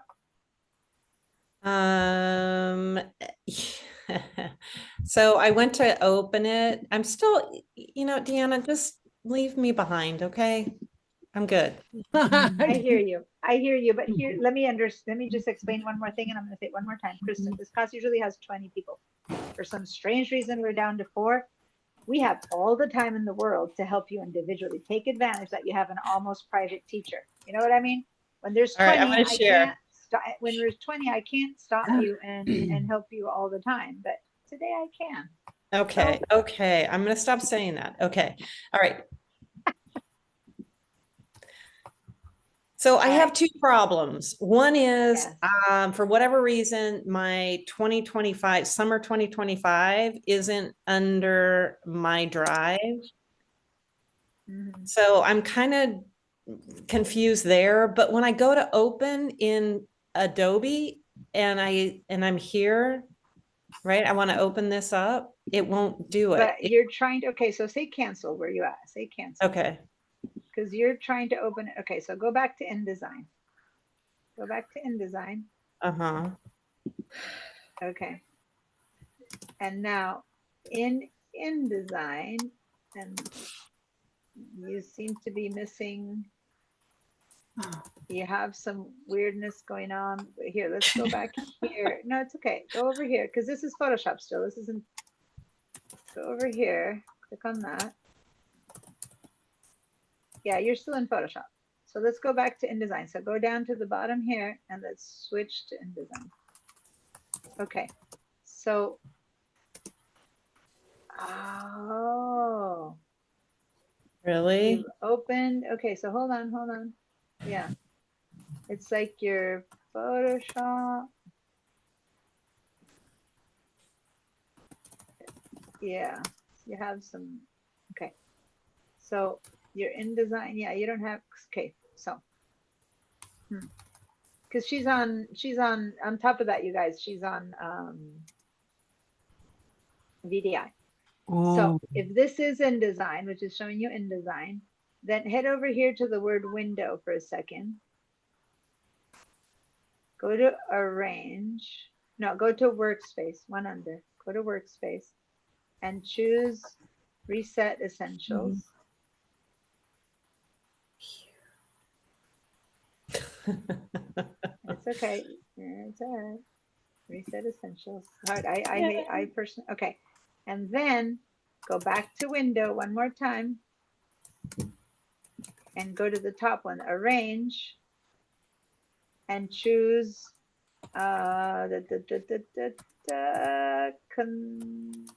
try consolidate all windows. Try that one.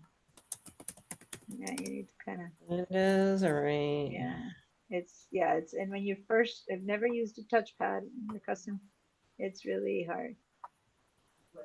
There we go. Okay. So now you're in InDesign and you're missing the links panel. So go to window and now open your links panel there.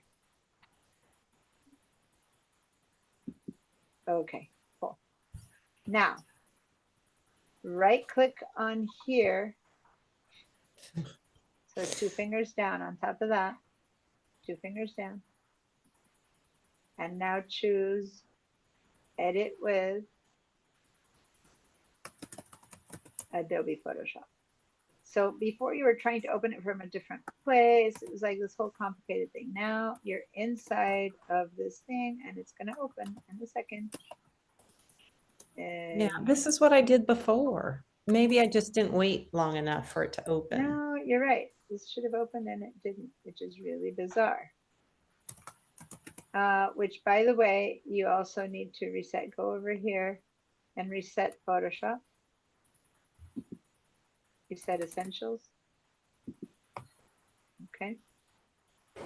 So close this window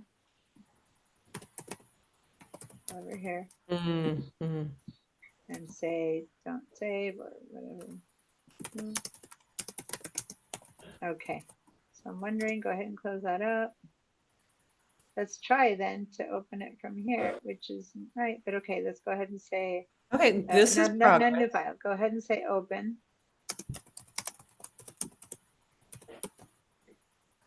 And this is in your downloads, Google My Drive. This is where you put it. This is where you put the InDesign. Where's your InDesign? It's not here. It's not in My Drive. Your InDesign is still probably in your downloads. Go to your downloads. I think it's in Google Drive. Because here's where you have the postcard bowls. And here's where you have the bowls that you're working on, but you have it downloaded twice. Right. So open the first one, I think is the one that you were using. Open this bowls. Here. This last one? Yeah, I think that's the right one. Because if I look at, when we looked at your links, yeah, double click on that or say double click and open. Okay. Select and open or double click.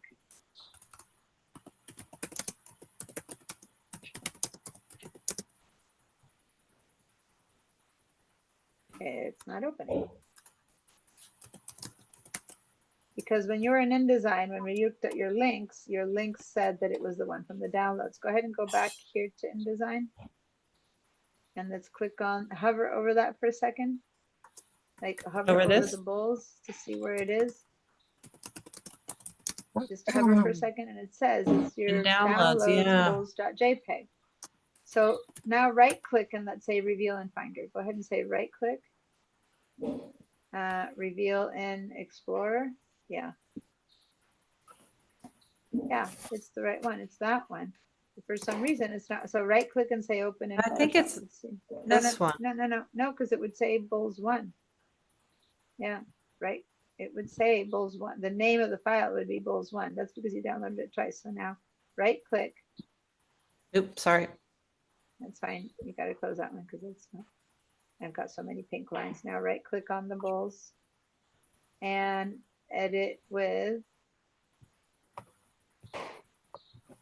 It's not choosing Photoshop. What the? Why isn't it opening in Photoshop? This is crazy making.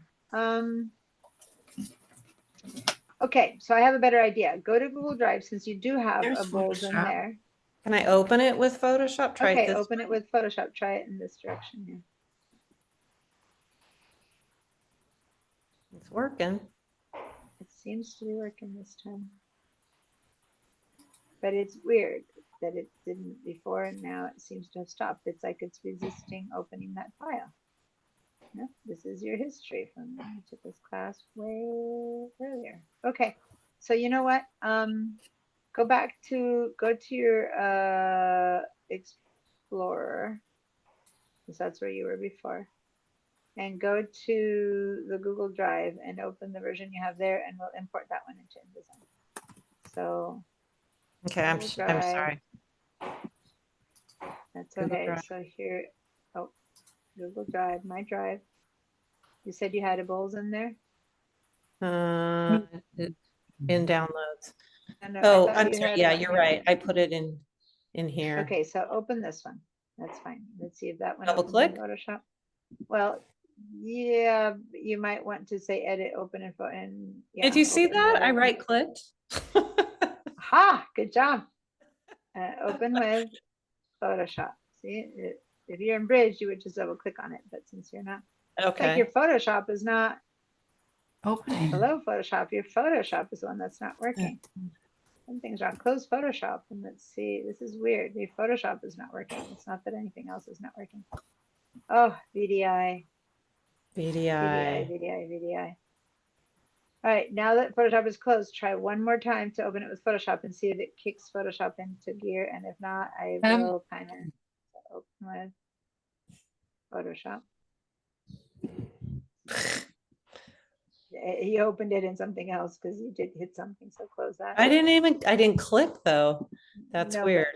Okay, all right. But you let go of your mouse. Okay, Yeah. open with. Mm, Now Photoshop, you opened it in Paint or something like that. Yeah. Let's see if it now you're kicking open Photoshop. Let's see if the Okay, file I'm opens. kind of For goodness excited. sake. This could work.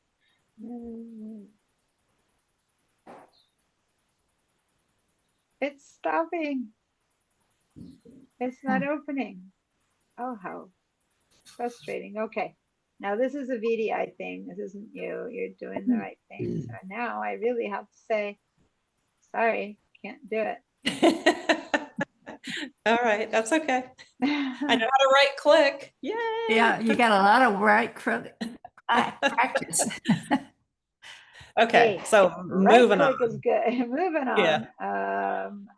Now I don't know how to help. So I'm giving up, but not because of Yeah. you, but because of something's not working. It's not open. Photoshop is not working. Okay. So guys, let's finish this. So Christina, Barbara, and Rebecca, and Kristen, you can look on, and then later when you sign out and sign in, maybe it'll. Mhm. I think so. It'll wake Yeah. up. So now what we're gonna do here is we're going to go ahead and save this, but we can't save as a JPEG, so we're gonna save as a layered file, okay?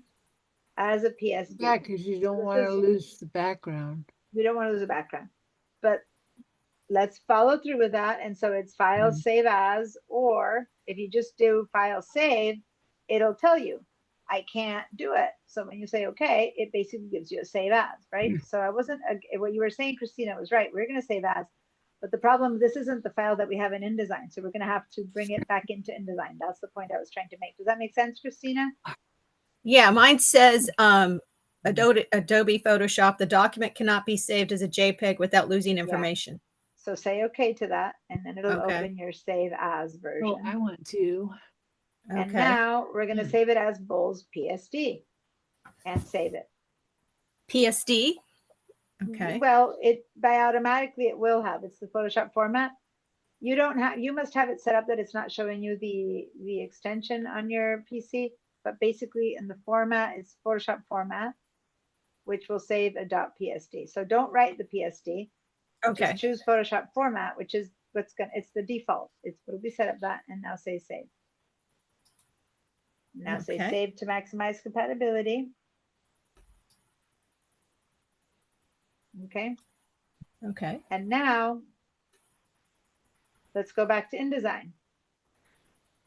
And this one here, and I had it modified to green, so forget that. That's the least important thing.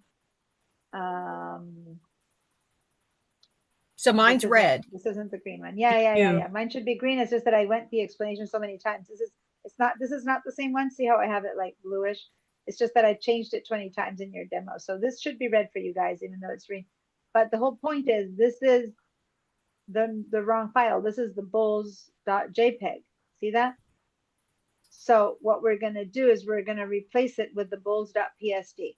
So we're going to select this file, select it so that the window, the frame is selected.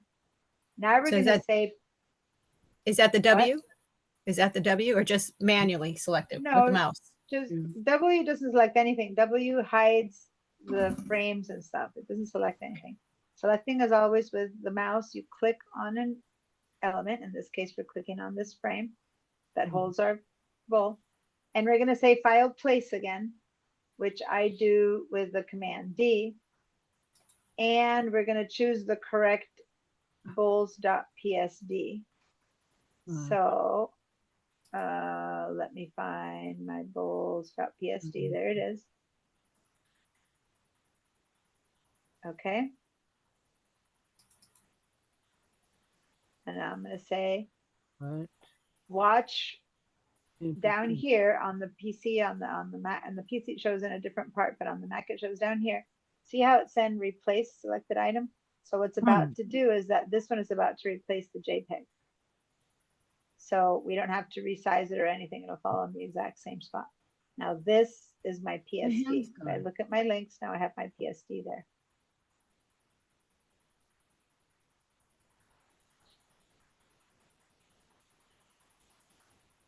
So you're basically choosing the PSD, and if yours is red now, it should be looking whatever you did in Photoshop other than red. If you made it green or purple or blue, that's what you should be seeing. Yes, Barbara? Is there any way of saving the background separately, but attached, you know, so you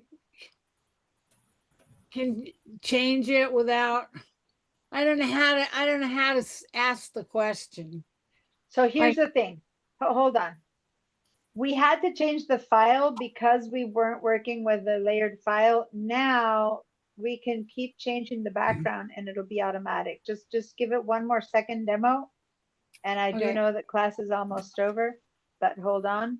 I will just watch for a little bit and this will all make sense.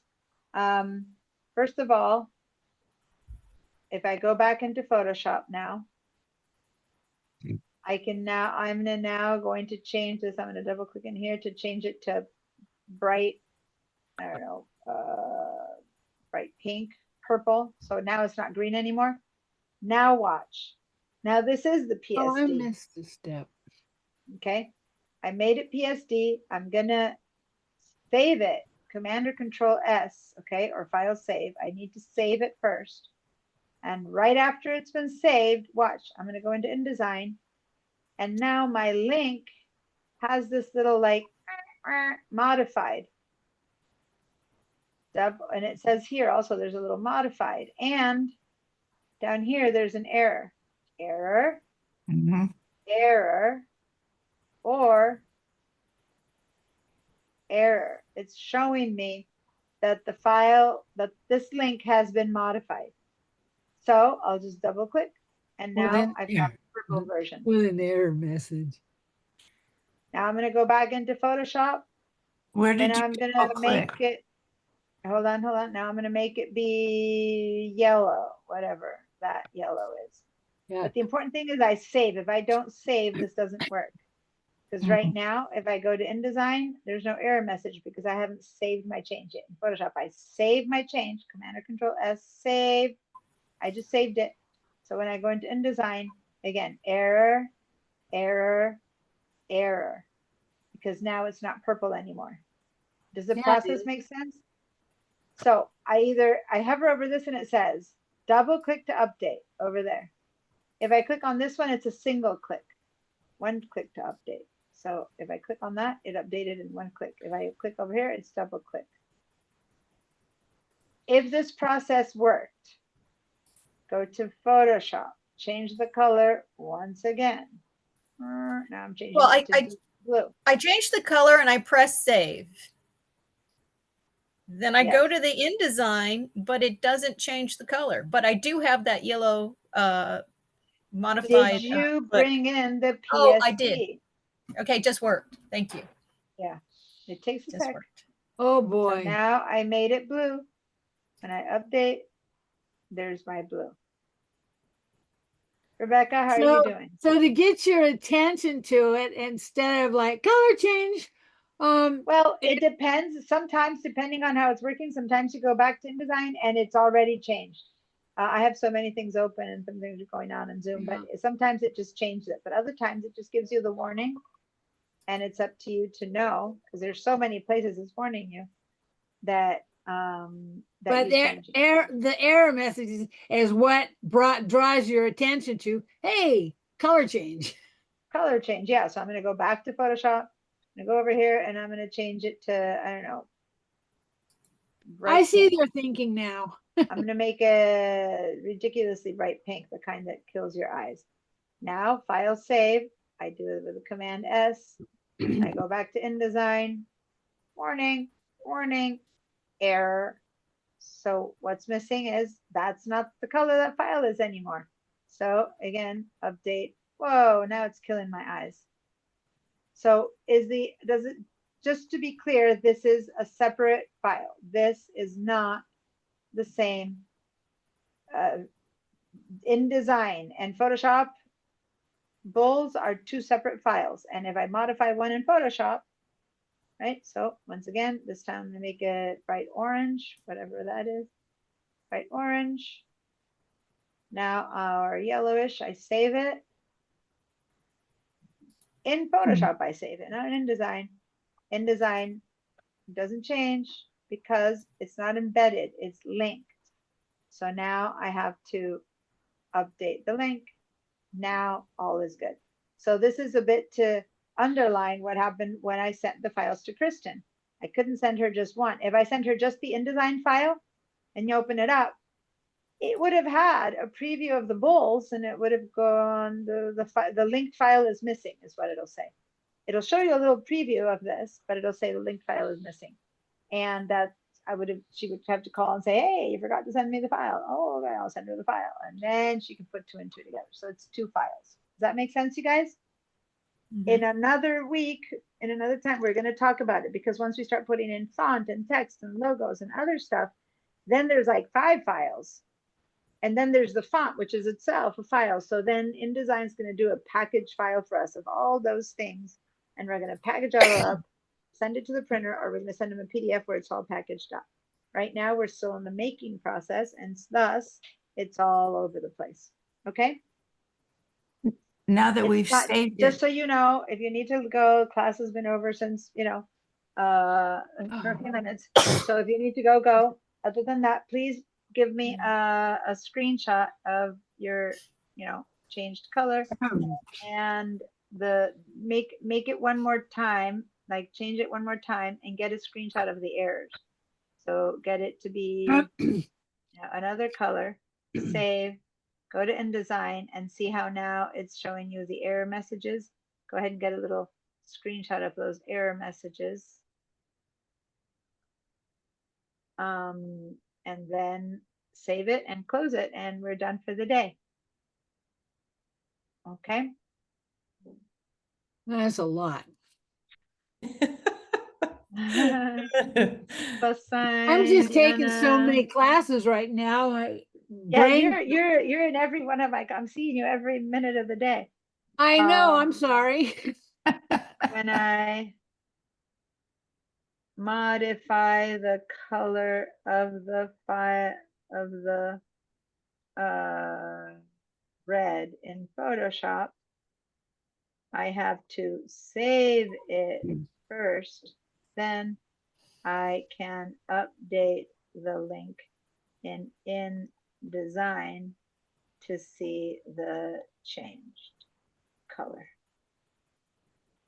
And I'm just talking color, but any changes I make in Photoshop, That's your computer. you have to click on the little thing to modify. Okay. All right.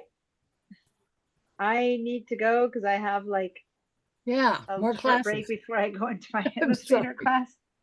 I'll see Thank some you. of you guys there, and I'll see you guys in an hour or in a week or somewhere in between. Or Or maybe you, tomorrow. Kristen, remind me to In your send me an email, dreams.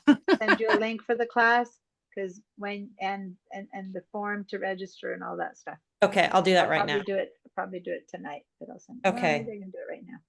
You know what? I'm gonna do it Oh, right now. take a or I'm gonna break. forget. Take I a know, break. but if I do it right now, I'm gone because my friend's coming over to dinner right after I'm done with my illustrator class. So I'll do it right now. Okay. Okay. All right. All right. Bye. Thank you so much. Okay. Bye-bye.